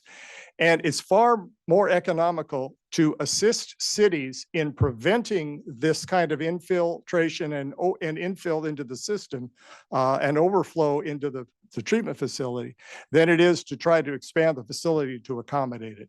So we're fortunate to have that good relationship with Wes to partner on funding this project, and that helps us also keep it within our budget as a city. Also, getting that federal money was no small thing as well. So, all right. Are there questions, comments from members of the council? Councilor Alexander. I guess when I was reading through it, so are we sure with I mean, as old as some of this stuff is and going some old infrastructure we got to look at, is a 25% contingency enough? Yeah, typically on a project, we'll use a 15% contingency. With this project, a lot of it is new infrastructure, adding storm lines where there are not storm lines currently. Okay. And then another part of it is, taking catch basins and stuff like that off of the sanitary system and moving them to the storm system. So I think we'll be okay with 25%. Shouldn't be an issue. Perfect. Thank you. Good question. Thanks for looking out for us. Councilor Garlington. I just, a clarification on the initial bid. Is the reimbursement, would that include any money we went over or only on what the bid was? No, it would be any money that is spent from the city capital funds. Okay, so the bid was 1.3 and some change. Yeah. With the contingency, it's 1.6 and some change. Anything that is over the 1.2 million from ARPA would be out of capital funds. 33% of any of that would be reimbursed. thank you. And I want to just add that I'm sure that Darren's going to sleep a lot better knowing that these issues are fixed. So I'm glad we're there. All right, are we ready for some action on this item? I think there is a suggested motion on page 14-2, if any council member would like to make it. I'll make a Go ahead. Oh, I move to approve a public improvement contract to Braun Construction and Design LLC in the amount not to exceed $1,679,418.75 to complete phase 1 and 2 of the Gladstone Infiltration and Inflow Project Reduction Program. I'll second. All right, it has been moved by Councilor Garlington, seconded by Councilor Reichel. Any additional discussion or questions? All right, Tammy, could you call the roll, please? Counselor Alexander, Yes. Counselor Huckabee, Yes. Counselor Garlington, Yes. Counselor Cook, Yes. Counselor Reichel, Yes. Mayor Milch. Yes, the contract is approved. Next on our item, next item on our agenda is appointments to the Gladstone Town Center Stakeholder Advisory Committee. Staff. Also known as SAC. I think that is the acronym that we are going to call it. And as you recall at your last city council meeting, you accepted a grant from Department of Land Conservation and Development to enact parking reform and establish a town center. This is a geographic area within the city that provides opportunities for residents to access services with reduced dependence on single occupancy vehicles. This work is being done in accordance with Oregon Administrative Rule 660-012-0420-0450. As part of this work, we need to put together a stakeholder advisory committee. And staff has reached out to several individuals, and we've created a list for you. And who we're proposing to put on this committee is Dr. Bob Everett, Liz Banta, Bryce Colson, Caleb Isel, Lisa Irene, and then we have a representative from Metro who is Glenn Hamburg, Kelly Reed with Oregon Department of Land Conservation and Development. And we need one city councilor and one planning commissioner, which we will appoint next week. In your packet, we put a little bit of what that will entail. Basically, we're hoping that we will be meeting until February of 2025, but the meetings will be about every 3 or 4 months. And ultimately, this advisory committee will make a recommendation to the planning commission, and then we'll hold a public hearing to the city council. Like I mentioned, this work has to be done by February of 2025. So the city council may opt to remove any of the names from this list, or you could modify it and add others. And staff is recommending that you go ahead and approve these members to the Gladstone Town Center Stakeholder Advisory Committee for the purposes set forth in the staff report.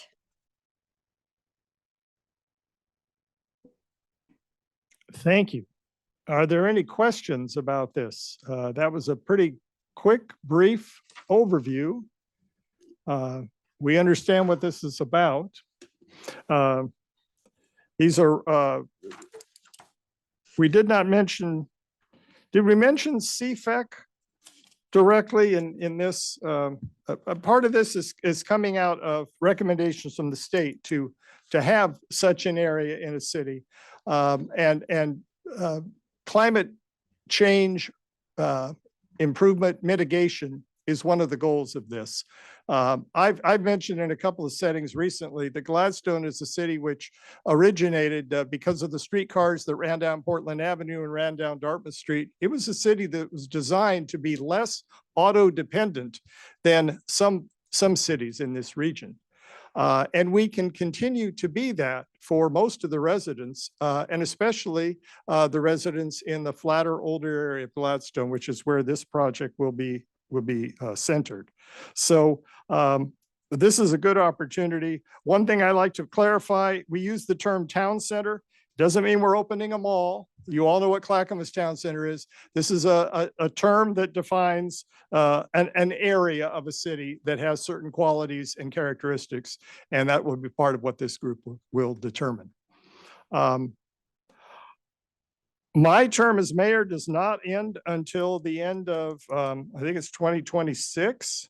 So I would be available to serve on this committee in 2024 and 2025. And I also served on the Gladstone Downtown Revitalization Committee about 5 or 6 years ago, and bring that experience with me. So I would be willing to be the city council representative on this task force if members of the council are a member.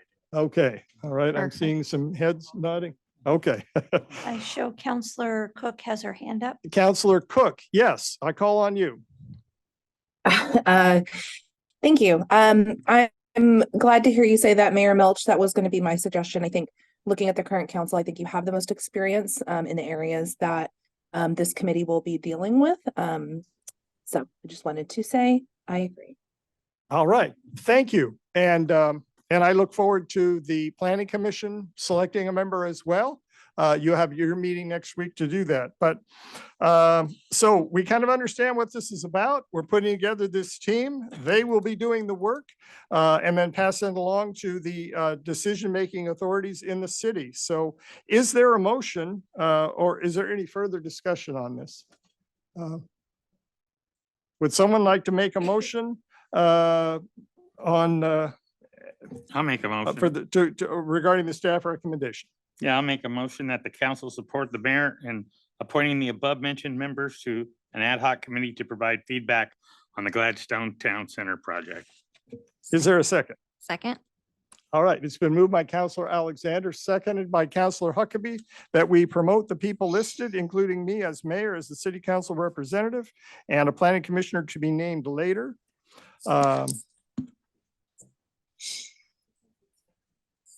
Well, the staff that is a part of it is a staff of DLCD and Metro. Those are staff. And city administrator Betts and 3J planning consultant Heather Austin will be city staff All right. participating. So we'll have them as well. Yeah, the advisory committees are generally the ones that aren't our city staff. So we're getting a long list. Yes, we'll have a good long list. We'll have to have a big room for these meetings. Okay. Are we ready to take the vote? Tammy, will you call the roll, please? Counselor Huckabee, Yes. Counselor Alexander, Yes. Counselor Reichel, Yes. Counselor Cook, Yes. Counselor Garlington, Yes. Mayor Milch. Yes. So the committee so far is appointed. All right, we have another report coming from our Public Works Director and City Administrator. Item 16 on our agenda, recommendation from the Park and Recreation Advisory Board regarding Metro local share funding priorities. Thank you, Mayor. And just to give a little bit of background, Mayor Milch, Counselor Alexander, our Public Works Director, Canaparoli, and I, we provided a tour to Metro's Chief Operating Officer and their Parks and Nature Director. And it was a great tour. It got them out in Gladstone to see all of the wonderful things that we were working on. And we decided this was a great opportunity to start networking on our park system and any economic development endeavors. The great surprise that we learned in that tour is that there's $850,000 allocated to Gladstone projects that qualify. And that is through the Metro local share bond that passed in 2019. So we invited the Metro staff to come to the Parks Board, and they did so in the last November of 2023 to talk about options on what criteria would fit to spend that money on. And the Parks Board had more discussion in December of 2023. And then in January at their last meeting, they made some recommendations on how that funding could be spent. And I want to be clear that this is on a reimbursable basis. So the city would need to budget projects out. We have until 2029 to spend the funds, but their recommendations were restrooms and a picnic shelter at the Gladstone Nature Park, gap funding for the Gladstone Nature Park paved loop trail project, 2 to 3 picnic shelters at Meldrum Bar Park, and then ADA access to restrooms and picnic tables in parks. Keep in mind that we do not have any cost estimates on this at this time, but what we wanted to do is to bring these general projects to you so that if you concur, then city staff would move on in the process. And working with Metro, we do have to fill out an application. And I believe, as I alluded to in the staff report, they have reviewed our Meldrum Bar Park site plan and the Nature Park site plan. And they believe that those are great foundations, but we need to do some more outreach in the community about demographics and including racial categories and how we are going to target those historically marginalized communities. So we have a little bit more community engagement to do. If you concur with the recommendation, then our economic development coordinator would start working on that engagement. And we could move forward with the restrooms and the picnic shelter at the nature park. So the cost impact that we highlighted in here is estimating that the bathrooms and the shelter, the bathrooms will probably be between 350 to 450,000, and we're estimating the shelters are probably approximately $100,000. The work that needs to be done first, though, as you all are aware, is the archaeology study that is required through the state of Oregon, because we will be receiving funds for them to do the paved loop trail. And so right now we're in the process of soliciting bids, and once we have a contract, we will get that work done. We're hoping that work could be done in the next couple of months so that we can then begin constructing or designing the paved loop trail at the nature park. Having that archaeology study also will help us determine if there's any issues with placement of where the restrooms would go. So we still have a lot of groundwork to do, but we wanted you to have a conversation about how you feel about how the money should be used for these projects. Administrator Betts, do we know what, and I should have asked you this before to prepare you with an answer in case you don't know. Do we know that if we decided to do a project at Meldrum Bar Park, would there be an archaeological study required there? Would you anticipate? We don't anticipate that. I think what triggered this is because it's and I'm mixing projects now, the paved loop trail at the Gladstone Nature Park is being funded through state and federal dollars. That is what's triggering the study that to be done there. Okay. Metro has not alluded to that requirement as far as we know. Okay.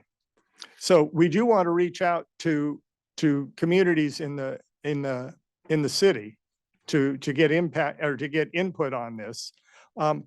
One other question I had, the site plan for Meldrum Bar Park was approved by the city council, I believe in August of 2022, before most of us were on the city council.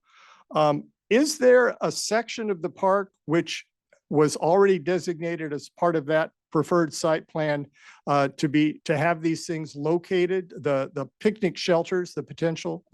Darren, do you know? Yeah, there are a few areas in the park that are designated to have picnic shelters.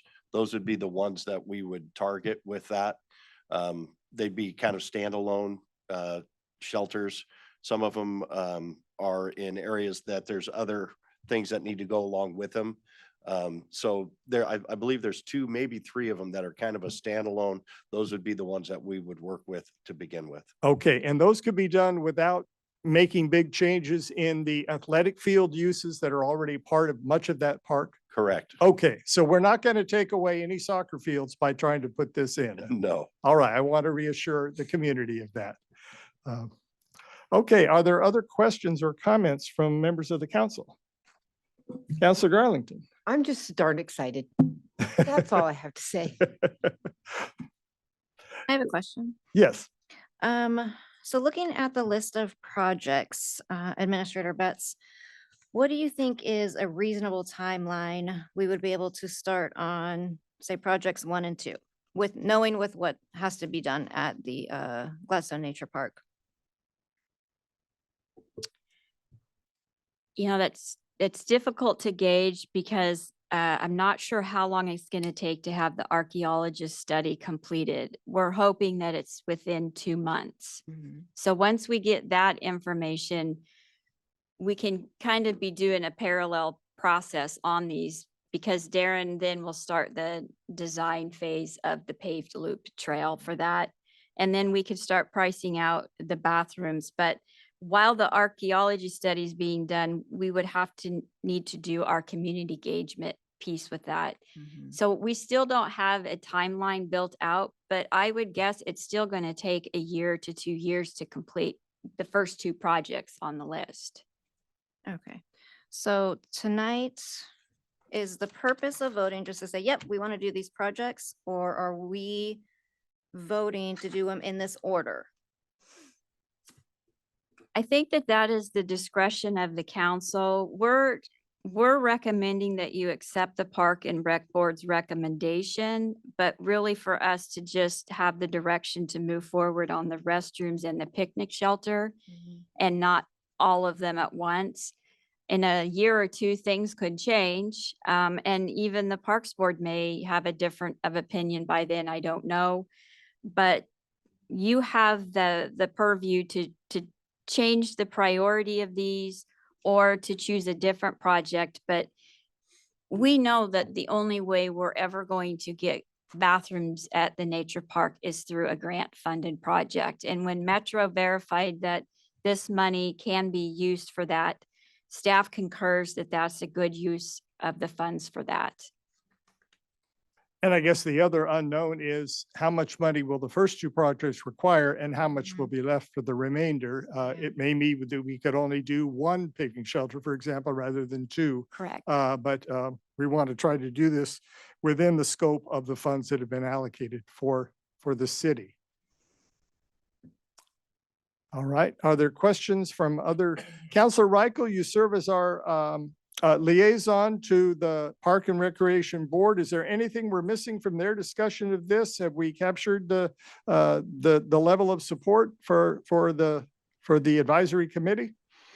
I believe so, yeah. The one thing, the fourth bullet point mentions ADA access to restrooms and picnic tables in parks.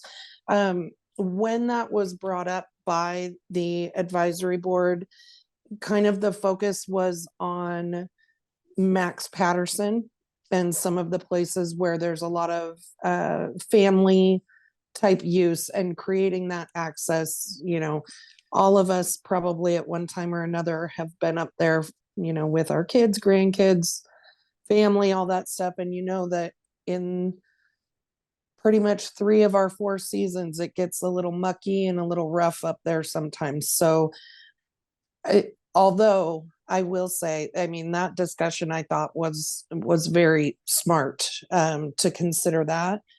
But also I think retaining a little bit of flexibility in here to kind of gauge the priority as we go, I think is important. So kind of leaving it as a general comment or a general bullet point, I support that. All right, that's very helpful. It just says in parks. It doesn't Yes. specify a specific park. And so we'll keep your comments in mind. If we get to the place we're able to do that, we'll make sure that additional access is spread around as best as we can where it's needed most by the families and park users in our community. Great. One other thing I think maybe, I mean, and I know that this isn't directly related to these particular funds, but Darren has been working with the advisory board to also maybe identify additional projects that could receive grant funding. And, you know, so there is more potential to expand this list, but just not, this is what they were focusing on for the Metro funds specifically. But there's other ideas out there floating around. So this isn't all. Very good. I'm glad that the advisory committee is you know, thinking creatively about things that could possibly help to improve our parks in the future. So thank you for your representation there. Mm-hmm. All right. Do we have any more discussion or are we ready for a motion from the council? I'll make a motion that we accept the Parks and Recreation Board's recommendation and provide direction to apply for funds for restrooms and a picnic shelter at the Gladstone Nature Park first before advancing on the other projects. All right, we have that motion for Councilor Garlington. Is there a second? I'll second. Councilor Alexander seconded the motion along with Councilor Reichel. Any further discussion? All right, let's have a roll call. Counselor Garlington, Yes. Counselor Cook, Yes. Counselor Reichel, Yes. Counselor Alexander, Yes. Counselor Huckabee, Yes. Mayor Milch. Yes, the motion is approved. I want to commend to your reading the local share handbook published by Metro that describes in one section a lot of the criteria that they have for these projects. And I want us to be able, to have this guide us in what we do as we try to develop these particular projects that we've singled out here. Yeah, all of that, the community engagement and also climate improvement and accessibility, all the things that are a part of. It's a good report, and it's well thought out in terms of how our taxpayer money should be spent on parks that serve the community, the broad community, everyone. All right. Item 17 is a report from a recommendation coming to us from the Friends of Gladstone Nature Park. Jackie and Darren, you're on again. I'll tell you, there is really no downside to anything that you guys are talking about or approving tonight. To have money and to have to wonder how we spend it is a great predicament to be in. And so all the thoughtful planning that's gone into the site plans, the community engagement work that we've been doing is starting to come to fruition. And here's another example of that.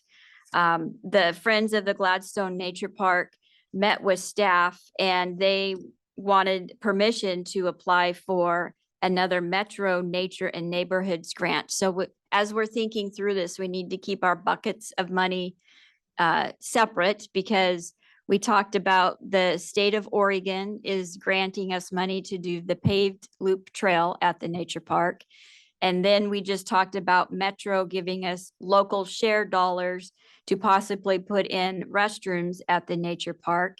And now FOGNAP, as a nonprofit, would like to apply for an all-inclusive bird viewing blind at the nature park, which would be through the Nature and Neighborhoods grant.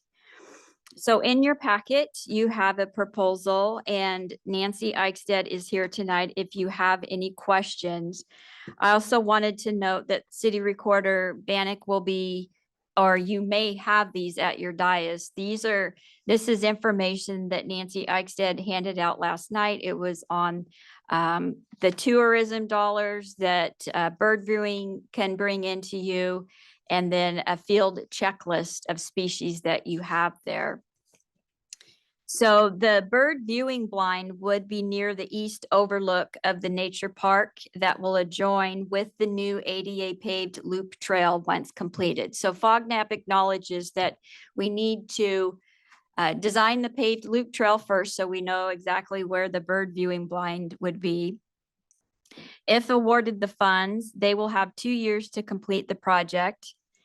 And when staff was reviewing this proposal to bring to council, we noticed there are 2 goals that this aligns with for the city council. One is communications and engagement, which is enhancing diversity, equity, inclusion, and accessibility by removing barriers to better serve the community. And the second goal is with parks, research funding opportunities to complete projects in the master plan. The deadline to file the letter of intent was January 25th, which was before going to the Parks Board and coming to the City Council. I authorized FOGNAP to go ahead and file that letter of intent.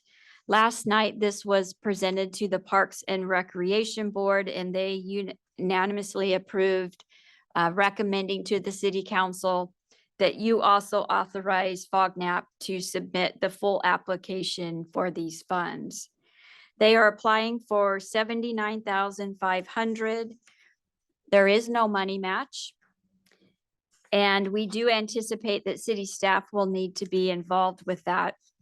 In your packet, there's also a picture of what a bird view blind looks like. We don't believe that's exactly what's going to be at the nature park, but it gives you an idea instead of just looking at like a tree house or some wooden shed out there. This is actually an example of one of the all-inclusive bird viewing is. So if you have any other questions, like I said, Nancy is here to answer those. I just want to say thank you to Nancy for providing this information about ornithology tourism, because that to me adds a third goal of the city that sort of applies to this project. Our economic development goals, we're always looking for ways to attract tourists to come to Gladstone and spend their dollars here and spend their time here and maybe stay overnight in one of our hotels here. And so this would be another way, if this project goes through, to do that as part of that goal for improving our economic development in the city. So I'm grateful to you for providing that information as well. It's like pickleball. It's one of those things where, a few people get started in it, all of a sudden it's a big thing. And maybe having this kind of a bird blind in Gladstone will attract a new audience to our community and to our park. So thank you for sharing that. Are there questions and comments from council members?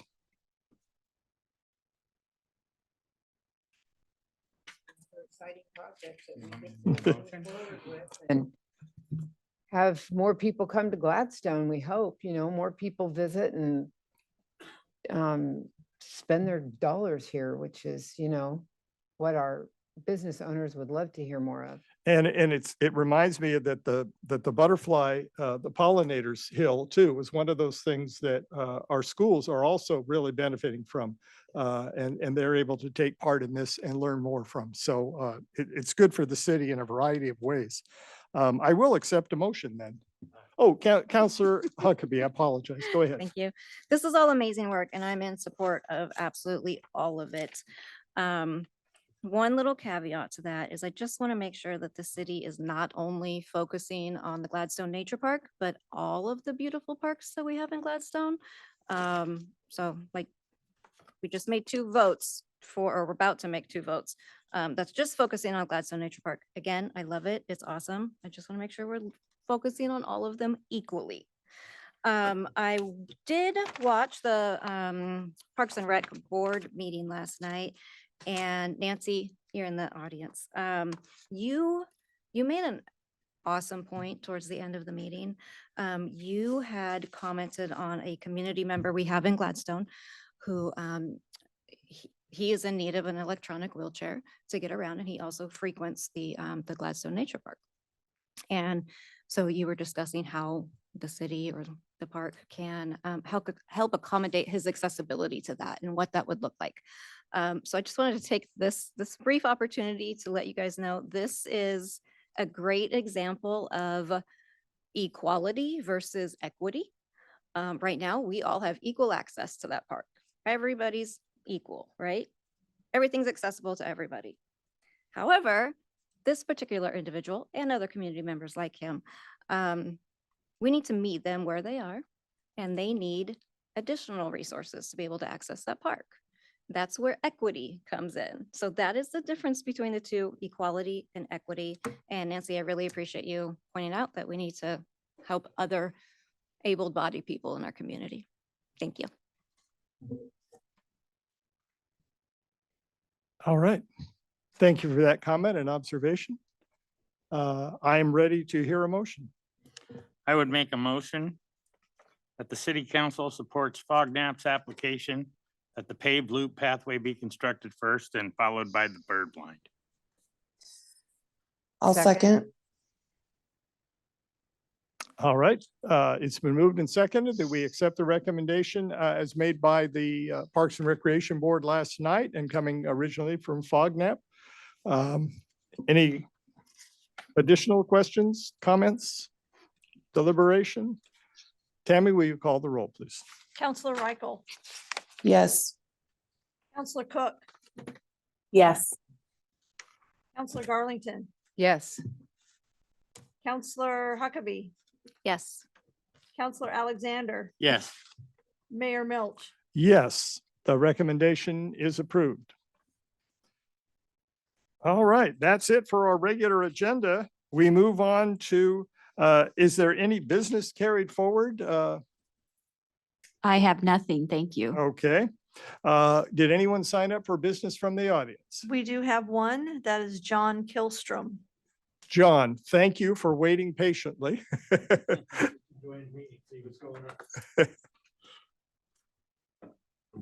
John Killstrom, citizen.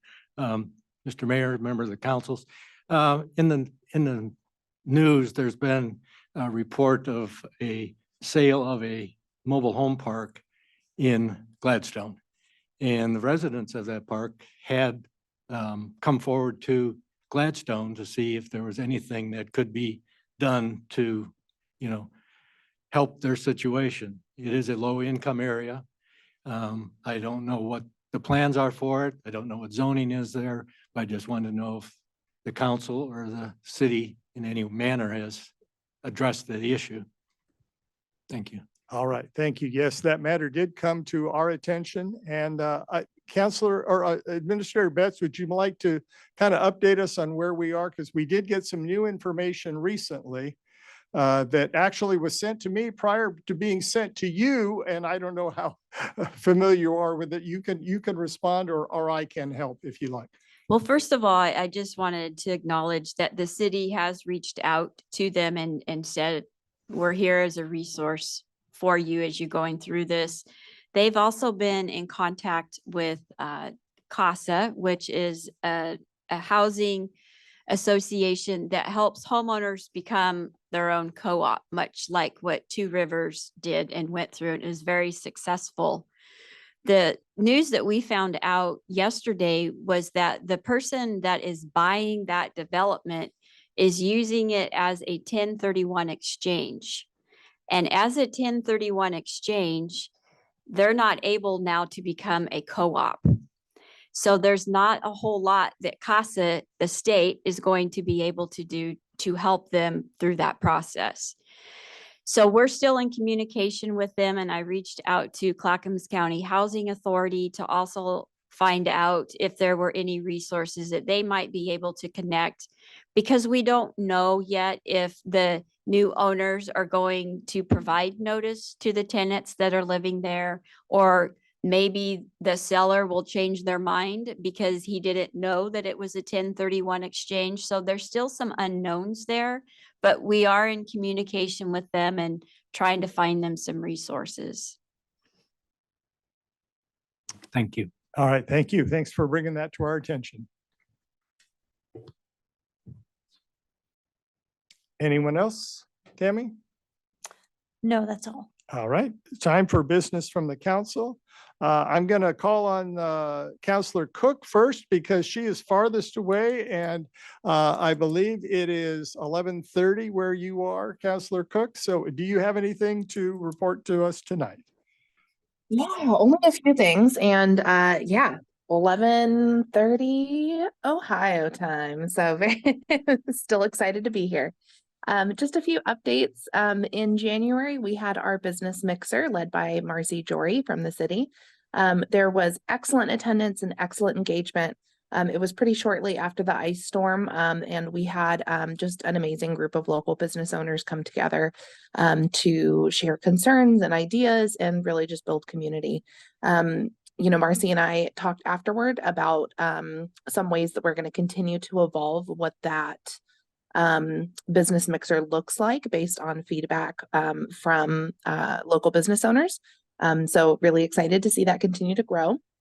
And I think one key takeaway is that we are starting to hear some interest from business owners about creating a Gladstone business organization. So potentially an independent nonprofit that could bring business owners together that would be separate from any kind of city-led initiative, which I think would be a wonderful way for businesses to be self-led, to collaborate on initiatives and obtain resources in a way that I think is just going to be more efficient and independent than if the city was leading it. So really excited to see that continue to evolve as those relationships grow.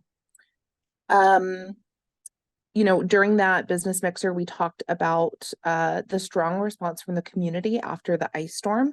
I am a business owner, and hearing from fellow business owners, most of us honestly had to close for between 5 days to a week during this last ice storm, which was very challenging for the sustainability of our businesses. And, I think one thing that we all had in common was just an appreciation for a deep appreciation for the community response after we were able to reopen after the ice storm. You know, we saw people really show up for small business and, you know, be there for small businesses in Gladstone once the roads cleared. So that was really appreciated. And I think it just, you know, goes to show the strong ties that we have here in our community. And I think the last thing I'll say is that, you know, I am currently in Ohio at an industry conference. And, you know, we talked about climate change earlier in the meeting. And, you know, as I'm having conversations with my industry organizations, climate change is one of the biggest threats that we've identified to the sustainability of our industry and our communities that we all function in. So I'm just glad that our city is working proactively to plan for the realities of a changing world. And I'm really grateful that we had so many citizens sign up to be part of, for some reason, there's a black hole. I can never remember the name of this new this new committee that we're forming for a community center. But I think there's good work to be done there. And I'm grateful that we are being proactive because I think extreme weather events are becoming more and more common and more extreme. And so I'm glad that we're continuing to proactively plan for it. Thank you. Thank you, Councillor Cook. Thank you for bringing up the community response to supporting businesses. And thank you for the role that you played in putting the word out on social media to encourage the community to respond in that way. It was creative and very helpful, not just for your business, but for all the businesses in this region. And so I am grateful to you for that. Councillor Reichel, I'll call on you next.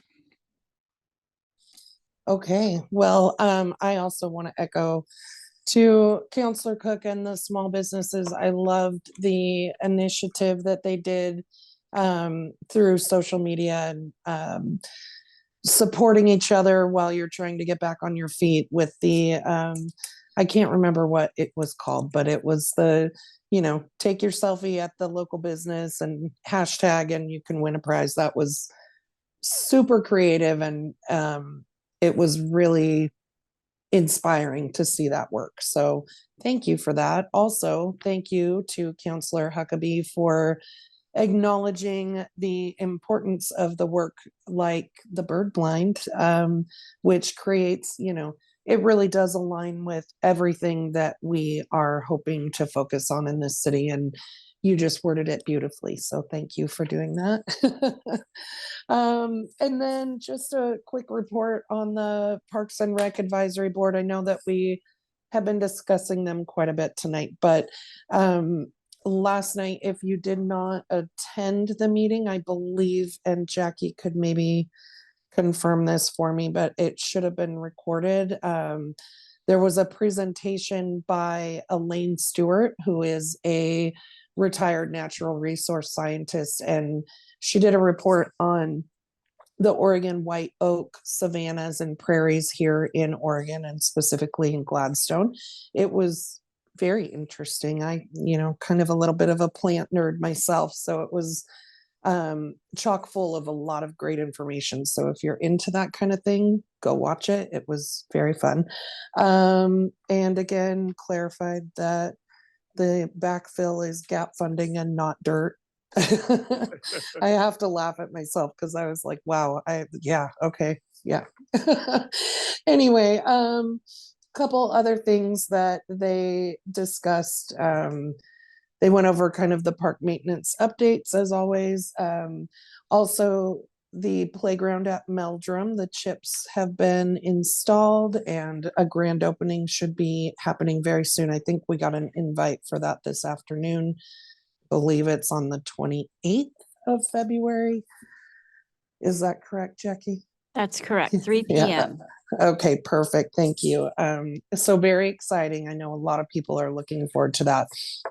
In addition to that, the Robin Hood Park improvements, the final step is getting kind of the swings installed up there. It's very wet, so they have to kind of wait for favorable conditions to be able to remove the old structure and install the new one. But in the next few weeks, hopefully that process will begin. So that's very exciting. Then last year, the advisory committee had kind of allocated new upgrades to things like tables, benches, and garbage cans. Those have all been ordered, they've arrived, they're constructed and just waiting for installation throughout the city. So that is very exciting. And let's see, I'm just trying to double check my notes here. I think that's mostly what we have. They are now going to start focusing on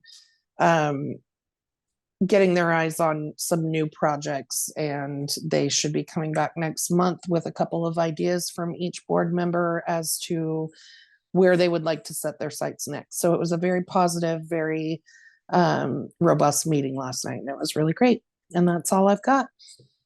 All right. Thank you, Counselor, for keeping us informed on that important group. Yes. I forgot one more thing. The one more thing is. I'm so sorry. So sorry about that. Just also wanted to mention that this weekend there is a fundraiser event for the Gladstone Food Pantry. It will be taking place at High Rocks Restaurant on Saturday, the 16th, 17th. It's the 17th from 1 to 4, and that's at High Rocks. So if you have the ability to attend, that is great. Thank you. Thank you very much. Counselor Roberts is not in attendance tonight. Counselor Alexander, you're next. Okay, mine's short. I just was gonna say great job to. You turn on your microphone, please. I could do that. Great job to, when I was reading the department heads, that Scott Johnson with the Public Works saw some kids doing the graffiti, called the Gladstone Police Department, and they caught them. So they're going to be held accountable and pay for some of the damage, so I'm glad that happened. And just a good job of Public Works for the maintenance and cleanup, and all Darren's time and effort. And I really appreciate it, Chief Schmerber's explanation in his report about Measure 110 and what they're trying to do to adjust it and clean it up a little bit. So that was very interesting. And that was it for me. All right. Those staff reports are a wealth of information. They are great. Counselor Garlington. I was going to bring up the food pantry fundraiser too, and I was hoping that Counselor Reichel could help us out. Is there anything that we're supposed to bring or do? So my understanding is that there is a raffle. So it's, purchasing raffle tickets. Hold please, and I'll take a look here. Long story. I won't get into it. Let me just pull it up here again real quick.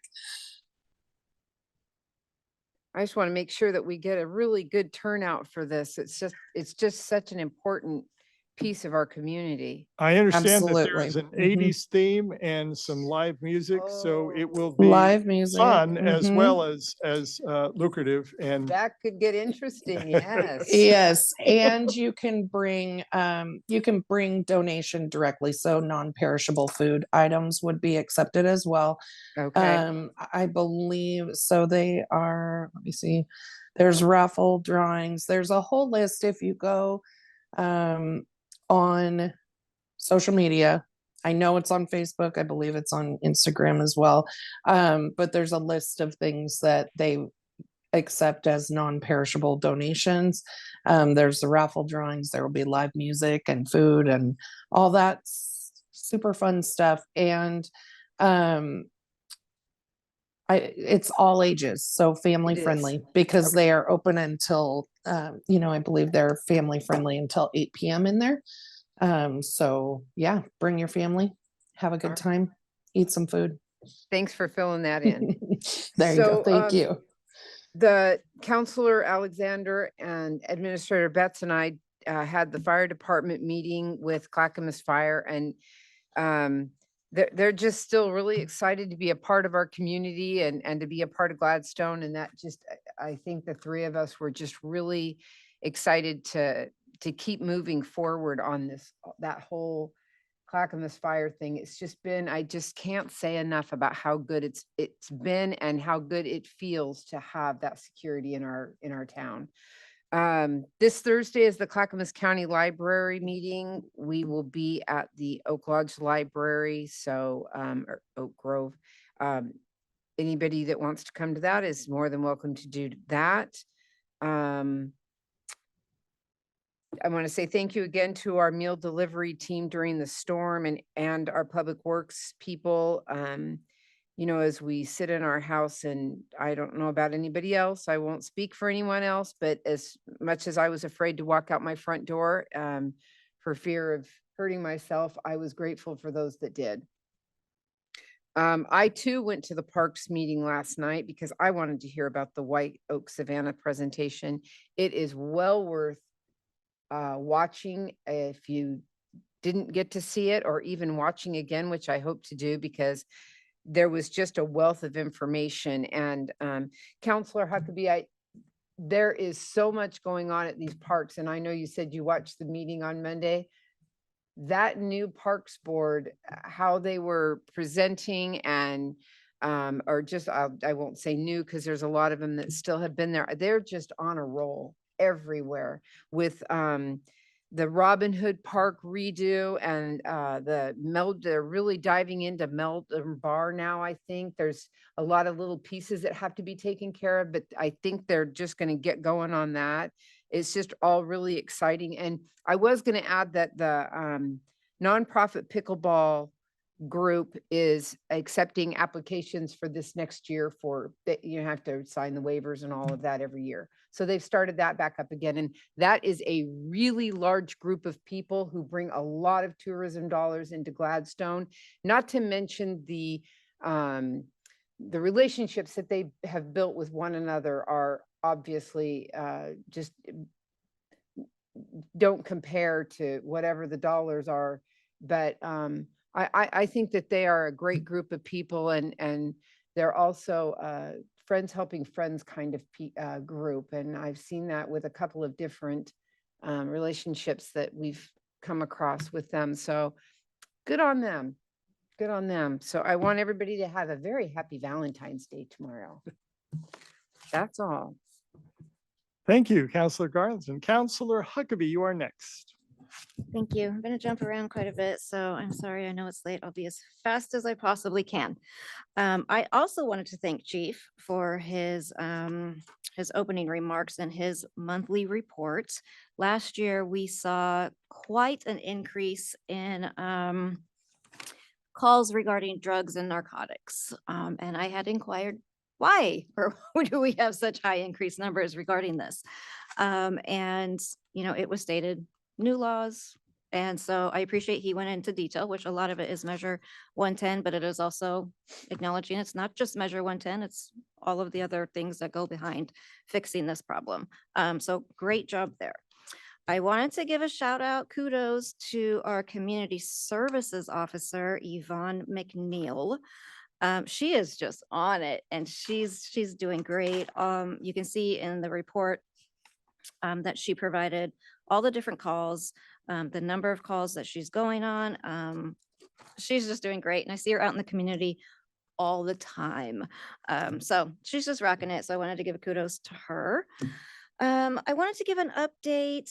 Let's see, the very end of January, I was fortunate with the support of the city to go to a 3-day workshop at the Center for Equity and Inclusion in Northeast Portland on Alberta Street. And the name of the workshop was called Reframing Racism. Phenomenal. It was phenomenal. And even somebody who is on an active journey in DEI, I learned so much. And it's a valuable resource that I would highly encourage other counselors to go to. You will definitely walk away learning something. Some of the things that we went over were like the different definitions between race, ethnicity, and nationality. They're different. The types of racism was also taught, which, you know, the difference between institutional, cultural, and personal. There was a facilitator there day one, and I think this might have been the most impactful thing for me amongst everything else I learned. He calls himself a recovering racist, not that he was a racist person by, general definition.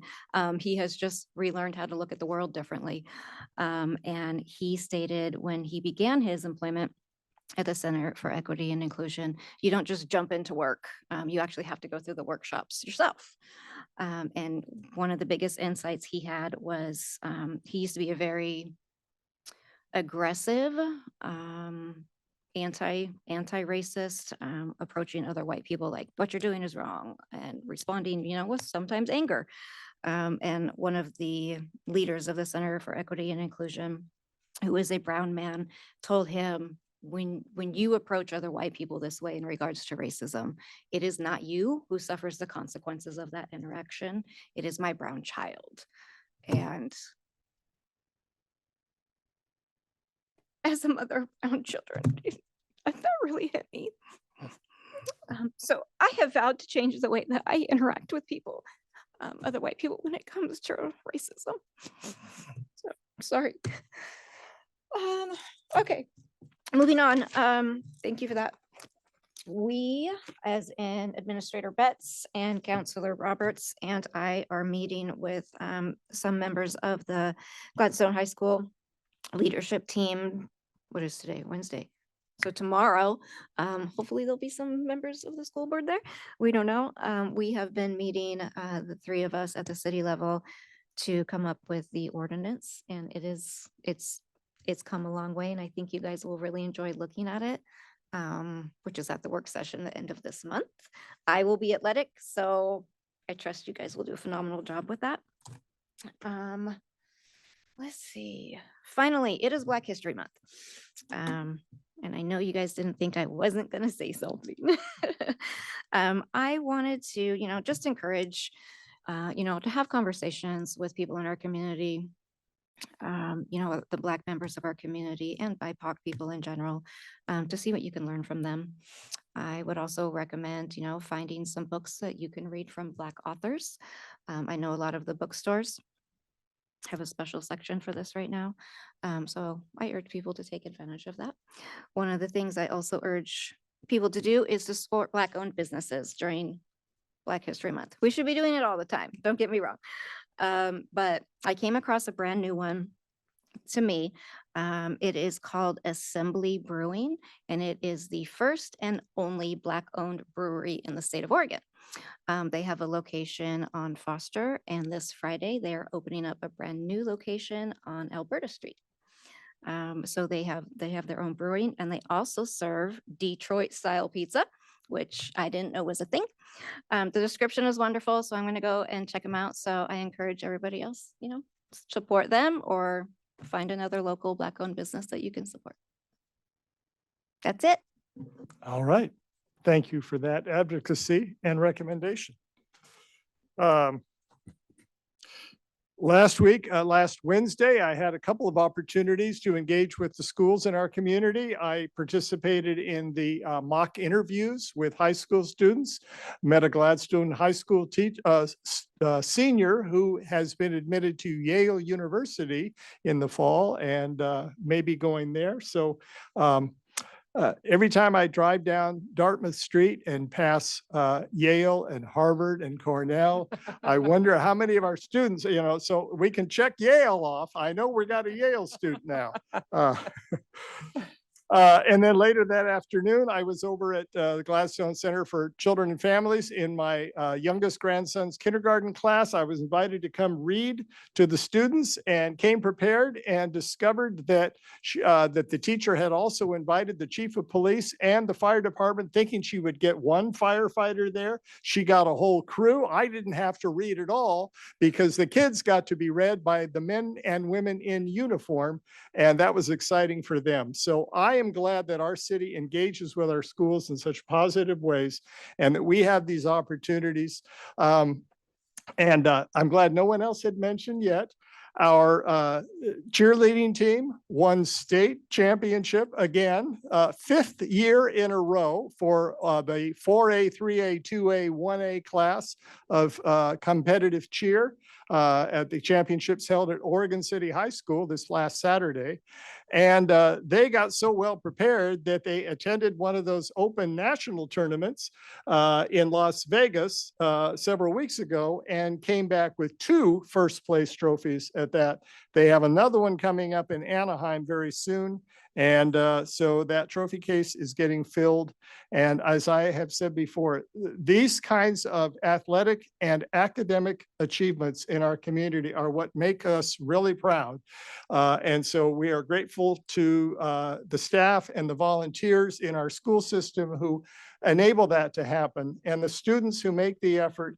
And that cheer program has just grown exponentially in recent years. And when I'm at my second youngest grandson's school for lunch, sitting with second graders, I see second graders who are practicing cheers and winning competitions for their age level at district-wide competitions too. So I know that the future of competitive cheer and academic achievements and reading and all the rest are continuing here in Gladstone. That's very exciting to be a part of. I recommend, I represent this community on C4 and a couple of the subcommittees that they have. We are still working on the transportation issues and the housing issues that are important right now. Governor Kotek has made housing and the increasing the supply of housing a high priority, top priority of hers for this coming year, and introduced a bill, Senate Bill 1537, that has set a goal of having 36,000 housing units added to the state each year for the next 10 years, in hope that by increasing the supply of housing, that will have an impact on the affordability of housing. I'm not sure how she intends to allocate that 36,000. I did some calculations. If it's allocated in proportion to population, then the city of Gladstone, which makes up about 1/360th of the population of the state of Oregon, we would have to put in 100 new homes each year for the next 10 years. Our housing needs analysis said we could do 321 homes over the next 20 years. That's about 16 a year. So that, you know, maybe it won't be apportioned on population. On the other hand, if it's proportioned in terms of land area, we would be required to put 1 new house in each year for the next 10 years. One of the exciting things about our staff reports is I look at our planning director's report and see how many properties in Gladstone have people who are coming to our planning department and asking, how can I take this single family home lot and turn it into a duplex or a triplex, or add a triplex onto that same lot and end up with 4 houses there. We are adding housing, and people are doing it in creative ways and seeking out our excellent planning department to find ways of creating homes in Gladstone that can generate income for property owners, that can provide entry-level housing for younger families or families that are just beginning to start out. And the way we're able to do this is that the same governor who has placed this goal, when she was the Speaker of the House of Representatives, introduced legislation that encouraged cities to move on zoning for middle housing. Those duplexes, triplexes, and fourplexes that create that kind of housing that's in the middle between big apartment complexes and single family homes.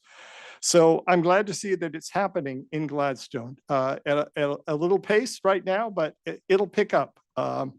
And as we make this community more livable and more desirable through what we do with our parks, through what we do with our school system, through what we do with our businesses in downtown Gladstone and throughout the city, I think we're just moving in the right direction in so many ways. So that's what I have to say. I will entertain a motion to adjourn. So moved. Second. Counselor Huckabee has moved. Counselor Garlington has seconded the motion. Tammy, will you call the roll, please? Counselor Huckabee. Yes. Counselor Alexander. Yes. Counselor Reichel. Yes. Counselor Cook. Yeah. Counselor Garlington. Yes. Mayor Milch. Yes, we are adjourned at 8:54 PM. Thank you all for coming.